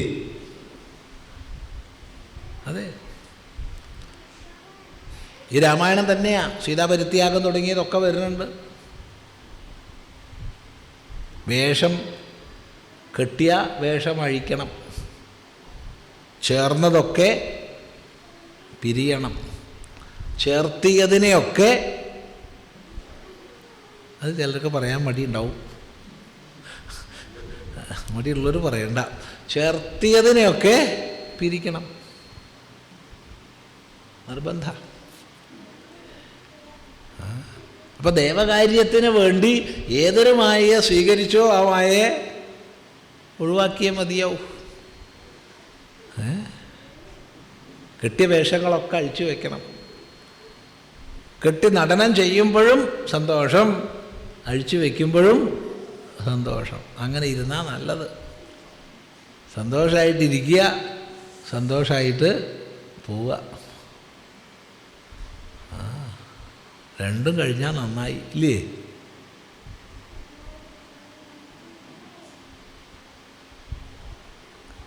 അതിനാ സങ്കല്പിക്കണ്ടേ. അപ്പോൾ ഇവിടെ സീതാപതിയാ. സീതയെ ഉപേക്ഷിക്കുമ്പോൾ രാമന് 39 വയസ്സേ ഉള്ളൂ. ചക്രവർത്തിയാ. തൻ്റെ അച്ഛൻ 3 വിവാഹം ചെയ്ത ആളാണ്. പട്ടമഹിഷിയായിട്ട് കൗസല്യ, പിന്നെ കൈകേയിയെയും സുമിത്രയെയും ഒക്കെ വിവാഹം ചെയ്തിട്ടുണ്ട്. എന്തായാലും രാമനെ നിർബന്ധിച്ചിട്ടുണ്ടാവും ആൾക്കാരെന്ന് ഉറപ്പാണ്. വാൽമീകി റിപ്പോർട്ട് ചെയ്തിട്ടൊന്നുമില്ല, നമുക്ക് ഉറപ്പാണ്. കാരണം യജ്ഞം നടക്കുമ്പോൾ പത്നിയുടെ സ്ഥാനത്ത് പ്രതിമ ഉണ്ടാക്കി വയ്ക്കത്തക്ക ഭാവമാണ് രാമൻ കാണിച്ചത്. എന്നല്ല, ചക്രവർത്തി സാർവഭൗമനായി ഇരിക്കുമ്പോഴും സീതാപരിത്യാഗത്തിന് ശേഷം നിത്യദുഃഖിതനായിട്ടാണ് രാമൻ കഴിഞ്ഞത്. ഒരു ഭാഗത്ത് ആനന്ദസാന്ദ്രമാണ്, ഒരു ഭാഗത്ത് സ്വരൂപം, എന്നാൽ വ്യവഹാരത്തിലോ നിത്യ ദുഃഖത്തിൽ തന്നെയാണ്. ലക്ഷ്മണൻ പോയി ഇടയ്ക്കിടയ്ക്ക് സമാധാനിപ്പിക്കുന്നുണ്ട് രാമനെ. ആ രാമന്, ചക്രവർത്തി സാർവഭൗമനായ രാമന് എങ്ങനെ വേണമെങ്കിൽ ആഡംബരമായിട്ട് കഴിയാം. എന്നാൽ മുനിവ്രതോ ഭൂത് മുനി സേവിതാംഘ്രി, മുനിമാരാൽ സേവിക്കപ്പെടുന്ന അംഘ്രി, കാലിനോട് കൂടിയ ഭഗവാൻ മുനിവ്രതത്തിലാണ് കഴിഞ്ഞത് സീതാപരിത്യാഗത്തിന് ശേഷം. അതുകൊണ്ട് സീത മാത്ര രാമൻ്റെ പത്നി, വേറൊരു പത്നിയില്ല. സീതാപതിം. ഇത് പ്രത്യേകം ശ്രദ്ധിക്കണേ. കാരണം ഈ പാതിവ്രത്യത്തെക്കുറിച്ചൊക്കെ പറയാനായിരുന്നാവാ പൊതുവേ മനുഷ്യന്മാർക്ക്. അത്ര ശക്തിയിൽ പത്നീവ്രതത്തെക്കുറിച്ച് അങ്ങനെയുണ്ട് പറയാറ് പതിവില്ല. ഉണ്ടോ? എന്താ അഭിപ്രായം? ഇന്നിപ്പോൾ രണ്ടുമില്ല. അത് പോട്ടെ, നല്ലത് തന്നെ. വേണ്ട, കാലത്തിൻ്റെ ധർമ്മമുണ്ടല്ലോ, കാലഗതിക്ക് പൊക്കെ മാറണ്ടേ, അതിനൊന്നും വിരോധമില്ല. എന്നാലും പൊതുവേ നമ്മൾ നാട്ടു നടപ്പനുസരിച്ച് ഈ പാതിവ്രത്യത്തെക്കുറിച്ച് 1000 നാവ് കൊണ്ട് പറയുന്ന ആൾക്കാർ ഒരു നാവ് കൊണ്ടെങ്കിലും പത്നീവ്രതത്തെക്കുറിച്ച് പറയണ്ടേ? അവിടെ നമ്മൾ കൃഷ്ണൻ്റെ ആൾക്കാരാ. സ്ത്രീയുടെ വിഷയം പറയുമ്പോൾ രാമൻ്റെ ആൾക്കാർ, സീത രാമൻ ഒക്കെയാണ്. മറ്റേ പിന്നെ അപ്പോൾ പത്നീവ്രതത്തെക്കുറിച്ച് പറയൽ പൊതുവേ കുറവ്. സത്യമല്ലേ പറഞ്ഞേ? ഇല്ലേ? അല്ല, അതെ. എന്നാൽ രാമൻ ഏകപത്നീവ്രതത്തിൻ്റെ മൂർത്തിയാണ്. ആ സീതാപതിയായ രാമനെ, അതാരാ രാമൻ? വിദിത തത്വം, തത്വത്തെ അറിഞ്ഞവനാ, ജ്ഞാനിയാ, എല്ലാം അറിയുന്നവനാ.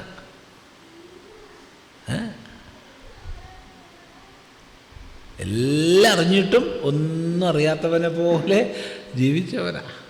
വിദിത തത്വം രാമം സീതാപതിം അഹം നമാമി, ഞാൻ നമസ്കരിക്കുന്നു. ആരെയാ നമസ്കരിക്കുന്നത്? വിശ്വോദ്ഭവസ്ഥിതിലയാദിഷു ഹേതുമേകം. ഈ വിശ്വത്തിൻ്റെ ഉദ്ഭവത്തിനും സ്ഥിതിക്കും ലയത്തിനും ഏക കാരണമായവനെ. വിശ്വത്തിൻ്റെ ഉദ്ഭവത്തിന് നോക്കൂ, കാര്യമുണ്ടെങ്കിൽ കാരണം ഉണ്ടാവണം, കാരണം ഇല്ലാതെ കാര്യം ഉണ്ടാവില്ല. നമ്മൾ ചിലപ്പോൾ വിഡ്ഢിത്തം പറയാറുണ്ട്, ഒരു കാരണമില്ല എന്ന്. ഒരു മഹാബദ്ധം പദം തന്നെ നമ്മൾ പറയാറുണ്ട്, ആക്സിഡൻ്റ് എന്നൊക്കെ പറയാറുണ്ട്, കേട്ടില്ല? ആക്സിഡൻ്റലി അത് സംഭവിച്ചു എന്നൊക്കെ പറയാറുണ്ട്. ആക്സിഡൻ്റ് ഉണ്ടോ? അങ്ങനെ ഉണ്ടാവുക. ഇന്നിപ്പോൾ പറഞ്ഞ് ഭാഷയ്ക്ക് മാറ്റം വന്ന് ആക്സിഡൻ്റ് എന്നുള്ളത് ഈ അപകടം എന്നുള്ള അർത്ഥത്തിൽ ഉപയോഗിക്കാൻ ലോകം മുഴുവൻ തുടങ്ങിയിട്ടുണ്ട്. ഇംഗ്ലീഷുകാർ ഉപയോഗിക്കുന്നുണ്ട് ആ പദം ഇപ്പോൾ അപകടം എന്നുള്ള അർത്ഥത്തിൽ. നമ്മൾ ഭയങ്കര സന്തോഷം എന്നൊക്കെ പറയണ പോലെ, ഭയങ്കര സുഖം, ഭയങ്കര സന്തോഷം. എന്താ ഭയങ്കരം എന്ന് പറഞ്ഞാൽ? പേടിപ്പെടുത്തുന്നത്.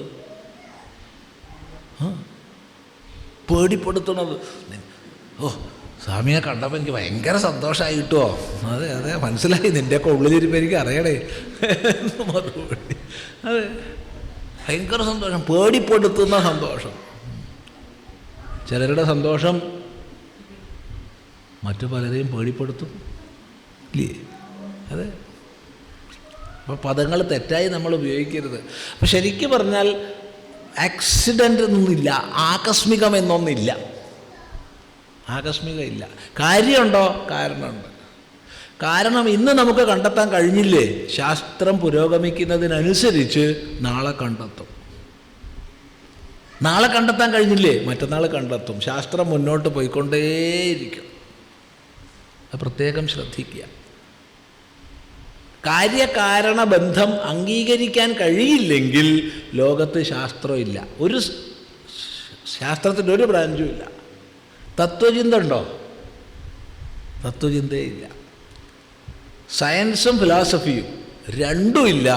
കാര്യകാരണ ബന്ധം നമ്മൾ അംഗീകരിക്കുന്നില്ലെങ്കിൽ അത് പ്രത്യേകം ശ്രദ്ധിക്കുക. അതുകൊണ്ട് കാര്യമുണ്ടെങ്കിൽ കാരണമുണ്ട്. വിശ്വമാകുന്ന കാര്യമുണ്ടോ? എങ്കിൽ അതിന് കാരണം ഉണ്ട്. എന്താ കാരണം?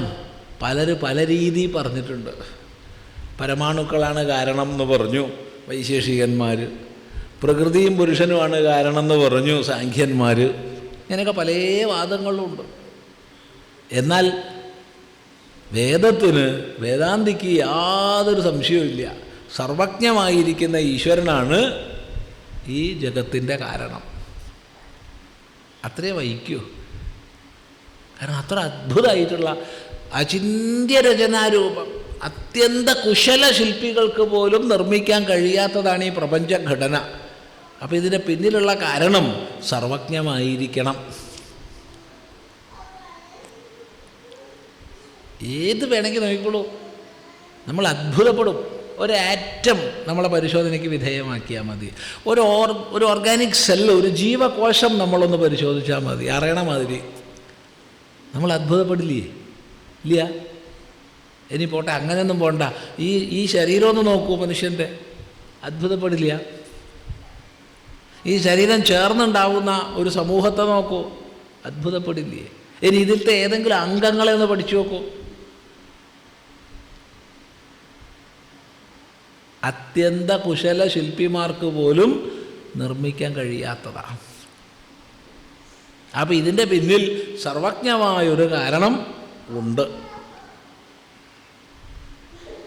അപ്പം വിശ്വത്തിൻ്റെ ഉദ്ഭവം, നിലനിൽപ്പ്, അതുപോലെ ലയം, ഇതിനെല്ലാം എന്താണോ കാരണം? വിശ്വോദ്ഭവസ്ഥിതിലയാദിഷു ഹേതുമേകം. ആ ഏകമായ ഹേതുവേ മായാശ്രയം.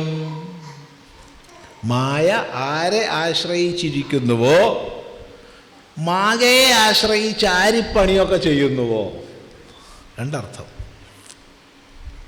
ശ്രദ്ധിക്കണേ. എന്നാൽ അവിടെ വല്ല മായയുണ്ടോ? വിഗതമായം. അവിടെ മായയുടെ യാതൊരു കളിയും നടക്കില്ല. നോക്കൂ, അഗ്നിക്ക് ലോകത്തെ മുഴുവൻ ഭസ്മാക്കാൻ പറ്റും. അഗ്നിക്ക് അഗ്നിയെ ഭസ്മാക്കാൻ പറ്റുമോ? ഇല്ല. അഗ്നിക്ക് അഗ്നിയെ ഭസ്മാക്കാൻ പറ്റില്ല. ചിന്തിക്കുക.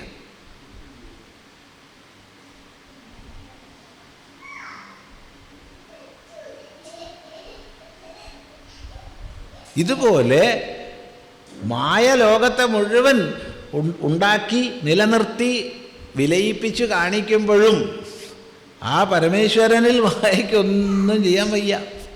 അതാണ് വിഗതമായം. അങ്ങനെ മായാരഹിതമായിരിക്കുന്ന എന്താ അവിടുത്തെ സ്വരൂപം എന്ന് ആലോചിച്ചാലോ? അചിന്യമൂർത്തിം, ചിന്തിക്കാനാവാത്ത മൂർത്തിഭാവത്തോടു കൂടിയ ആനന്ദസാന്ദ്രം, സാന്ദ്രം ഘനീഭൂതമായ ആനന്ദഭാവത്തോടു കൂടിയ നിജബോധരൂപം, സ്വന്തം ബോധസ്വരൂപത്തിൽ ഉറച്ചിരിക്കുന്ന, സ്വന്തം ബോധസ്വരൂപത്തിൽ ഉറച്ചിരിക്കുന്ന സീതാപതിയെ ഞാൻ അഹം നമാമി, ഞാൻ നമസ്കരിക്കുന്നു. ശ്രദ്ധിക്കുക. ഇങ്ങനെ 2 ശ്ലോകങ്ങളിലാണ് ഇവിടെ വ്യാസഭഗവാൻ രാമായണ ആരംഭത്തിൽ മംഗളാചരണം ചെയ്യുന്നത്. അത്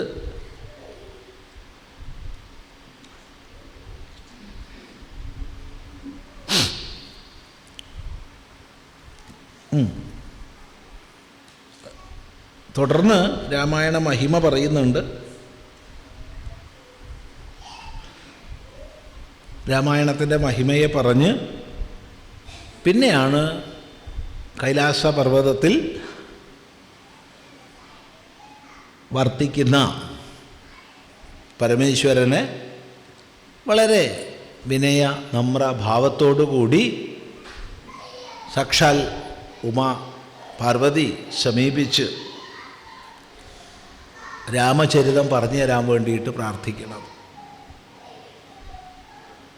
അവിടുന്ന് അങ്ങോട്ടാണ് അധ്യാത്മരാമായണത്തിൻ്റെ ആരംഭം. ഈ അധ്യാത്മരാമായണം കിളിപ്പാട്ടായിട്ട് എഴുത്തച്ഛൻ നമുക്ക് തരുന്ന സമയത്ത് ആദ്യം തന്നെ നമുക്കെല്ലാം അറിയാം, ഈ ഉമാമഹേശ്വര സംവാദം ആരംഭിക്കുന്നതിന് മുമ്പ്, അപ്പോൾ മൂലത്തിൽ അതിനു മുമ്പുള്ള ഭാഗം ഓർമ്മിക്കുക. ഈ പറഞ്ഞ പരമേശ്വര നാരായണ വന്ദനം, പരമാത്മ വന്ദനം,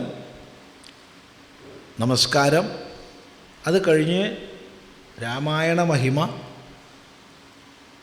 രാമായണം പാരായണം ചെയ്യുന്നതിൻ്റെ മഹിമ പറഞ്ഞ് നമ്മളെ ആകർഷിച്ചിട്ടാണ് ഉമാമഹേശ്വര സംവാദത്തിലേക്ക് എത്തിക്കുന്നത്.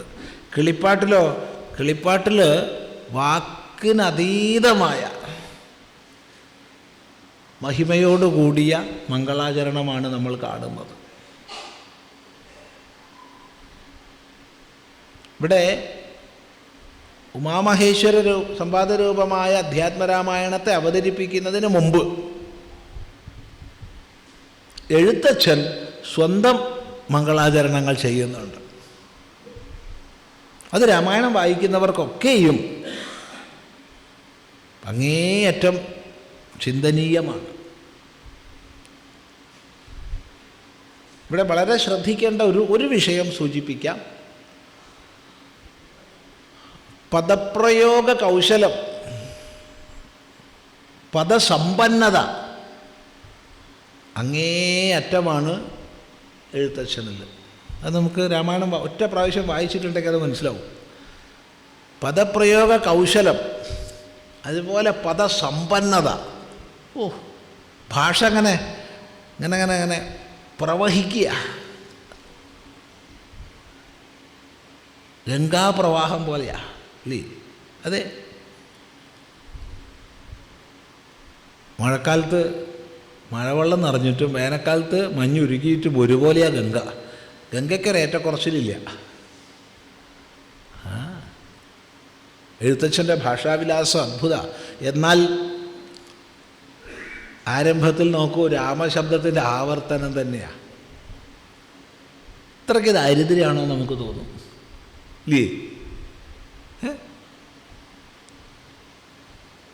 അവിടെ കൃതിയിലേക്ക് പ്രവേശിപ്പിക്കുന്നതിന് മുമ്പ് തന്നെ രാമനാമ മഹിമയെ നമുക്ക് ബോധിപ്പിക്കുകയാണ്.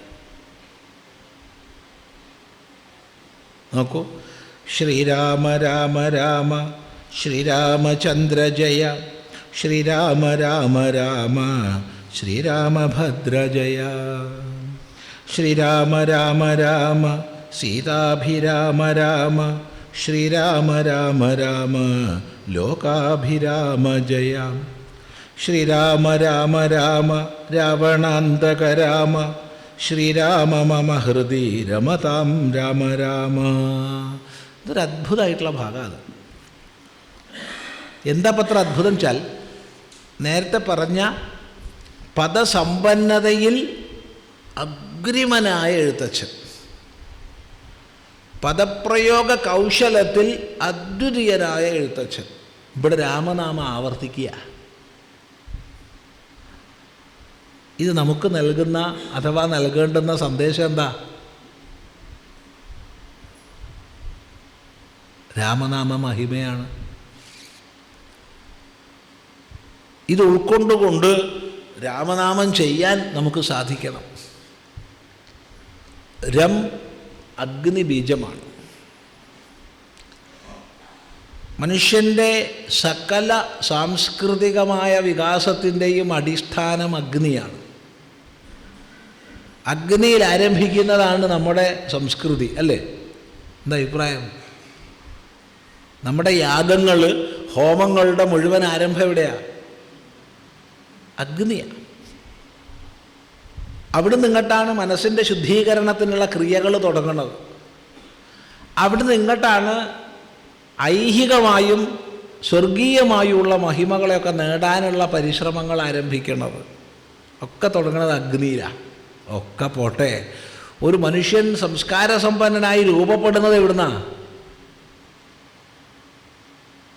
അഗ്നി എന്നല്ലേ? എന്താ അഭിപ്രായം? പാചകം ചെയ്ത് ഭക്ഷണം കഴിക്കാൻ തുടങ്ങിയത് പാചകം ചെയ്യാനുള്ള അഗ്നി കണ്ടെത്തിയിട്ടല്ലേ? അല്ല.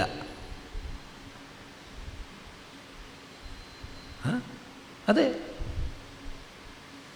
അതുകൊണ്ട് വേദം ആരംഭിക്കുന്നത് അഗ്നിയിലാണ്. ഋഗ്വേദ സംഹിത ആരംഭിക്കുന്നത് അഗ്നിയിലാണ്. അഗ്നിമീടെ പുരോഹിതം എന്ന് പറഞ്ഞാൽ തുടങ്ങുന്നത് അഗ്നിയിലാണ്.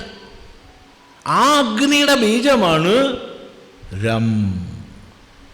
അതിൽ നിന്നാണ് രാമശബ്ദം ഉണ്ടാവുന്നത്.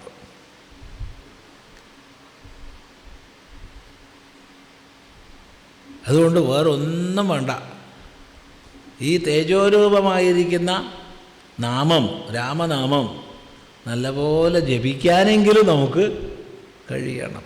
വല്ല ചിലവുണ്ടോ? എന്താ അഭിപ്രായം? വലിയൊരു വിഷമം പിടിച്ച വല്ല വാക്കു കാണിച്ചാൽ പറയാനും കുറച്ച് കഷ്ടപ്പാടാ അല്ലേ? കുറച്ച് വിഷമം പിടിച്ച പേരൊക്കെ പറയാൻ തന്നെ കുറച്ച് പ്രയാസമല്ലേ? ഇത് ആർക്കാ വയ്യാത്ത രാമ എന്ന് പറയാൻ? ഇനി ഉച്ചാരണശേഷി ഇല്ലെങ്കിൽ മനസ്സുകൊണ്ട് പറഞ്ഞാൽ മതി രാമ.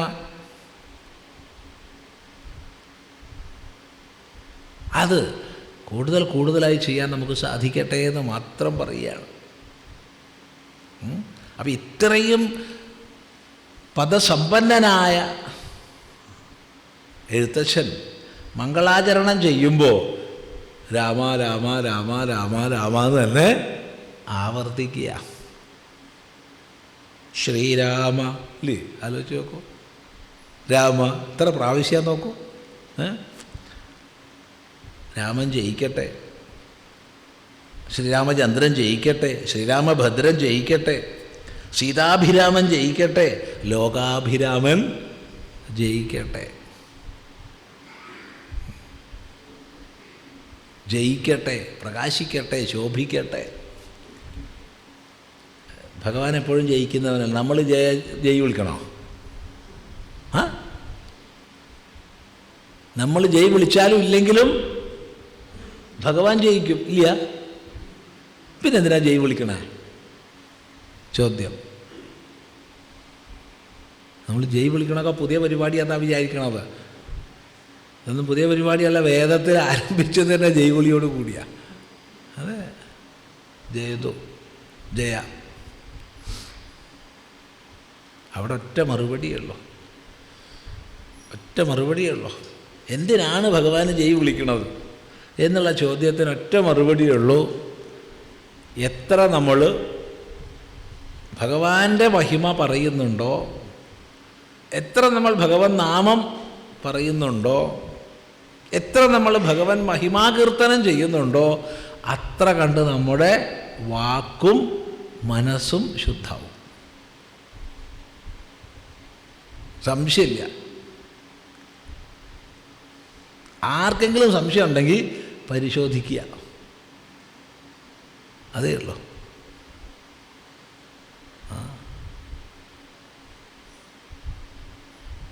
ഒന്ന് പരിശോധിക്കുക സ്വന്തം ജീവിതത്തിൽ.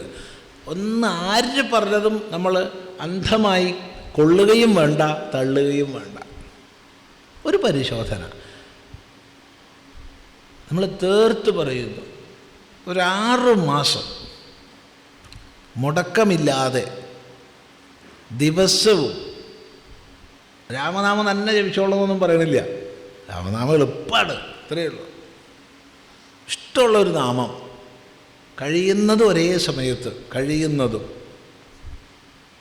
24 മണിക്കൂറുള്ള ദിവസത്തിൽ 24 മിനിറ്റിൽ കുറയാതെ ഒന്ന് ചെയ്യൂ. ഒരു 180 ദിവസം. ഒരു മഹിമയും ജീവിതത്തിൽ ഇല്ലേ? ഒരു മാറ്റവും ജീവിതത്തിൽ കാണുന്നില്ലേ? നിങ്ങൾക്ക് ആവശ്യപ്പെടാം, സ്വാമി ഇത്യാദി വെഡിത്തം പറഞ്ഞ് നടക്കരുത്, നാട്ടിലിട്ടോ, വേറെ വല്ല പണിയെടുത്തോളൂ. പക്ഷെ ഉറപ്പ് പറയുന്നു, ആയിരങ്ങളാണ് അറിയിക്കണത്. സ്വാമി നാമം ജപത്തോടു കൂടി എൻ്റെ ജീവിതത്തിൽ വന്ന മാറ്റം വാക്കുകൊണ്ട് പറയാൻ വയ്യ, അത്ര വലിയ മാറ്റമാണ് സംഭവിക്കണതെന്ന്. വല്ല ചിലവുണ്ടോ? വല്ല മുട്ടുണ്ടോ? ശുദ്ധാശുദ്ധമുണ്ടോ?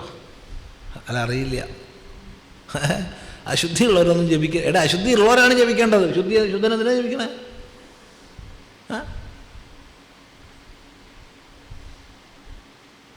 ഒരു നിയമവും ഇല്ല. ആർക്കും എവിടുന്നും എങ്ങനെയും ചെയ്യാം, എപ്പോഴും ചെയ്യാം. യാഗങ്ങളൊക്കെ ആണെങ്കിൽ, ഇന്നത്തെ കണക്കിനൊക്കെ പറയുകയാണെങ്കിൽ എത്ര ലക്ഷം, എത്ര കോടി രൂപയുടെ സാധനങ്ങളൊക്കെ സ്വരൂപിച്ചിട്ടാണ് ഓരോ യാഗവും ചെയ്യേണ്ടത്. എന്തെല്ലാം വസ്തുക്കൾ സഞ്ചയിക്കണം, ആരൊക്കെ ഒത്തുചേരണം. എന്നാൽ തന്നെ ശരിക്കും മര്യാദയ്ക്ക് നടക്കുമെന്ന് ചോദിച്ചാൽ അതുമില്ല. വലിയ വിഷമാണ്. ഇതൊക്കെ അറിയുന്ന ഭഗവാൻ യജ്ഞങ്ങളുടെ കൂട്ടത്തിൽ ഞാൻ ജപയജ്ഞ എന്നാണ് പറഞ്ഞത്. വേണമെങ്കിൽ വാജപേയമാണ്, അതിരാത്രമാണ്, സോമയാഗമാണ് എന്നൊക്കെ പറഞ്ഞുകൂടെ ഇരുന്നോ?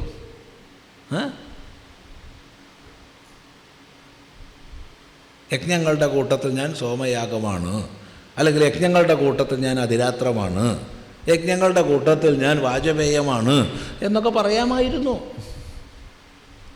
ഭഗവാൻ പറയണത് യജ്ഞങ്ങളുടെ കൂട്ടത്തിൽ ഞാൻ ജപയജ്ഞമാണെന്നാണ്.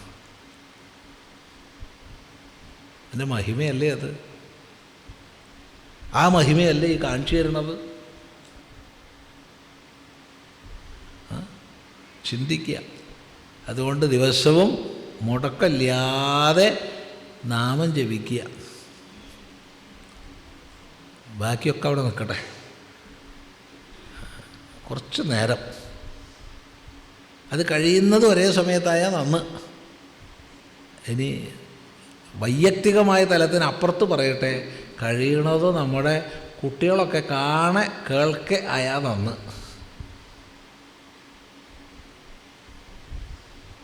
കാണെ കേൾക്കെ ആയാൽ നന്ന്. ഇതാണ് പറയാനുള്ളത്. അങ്ങനെ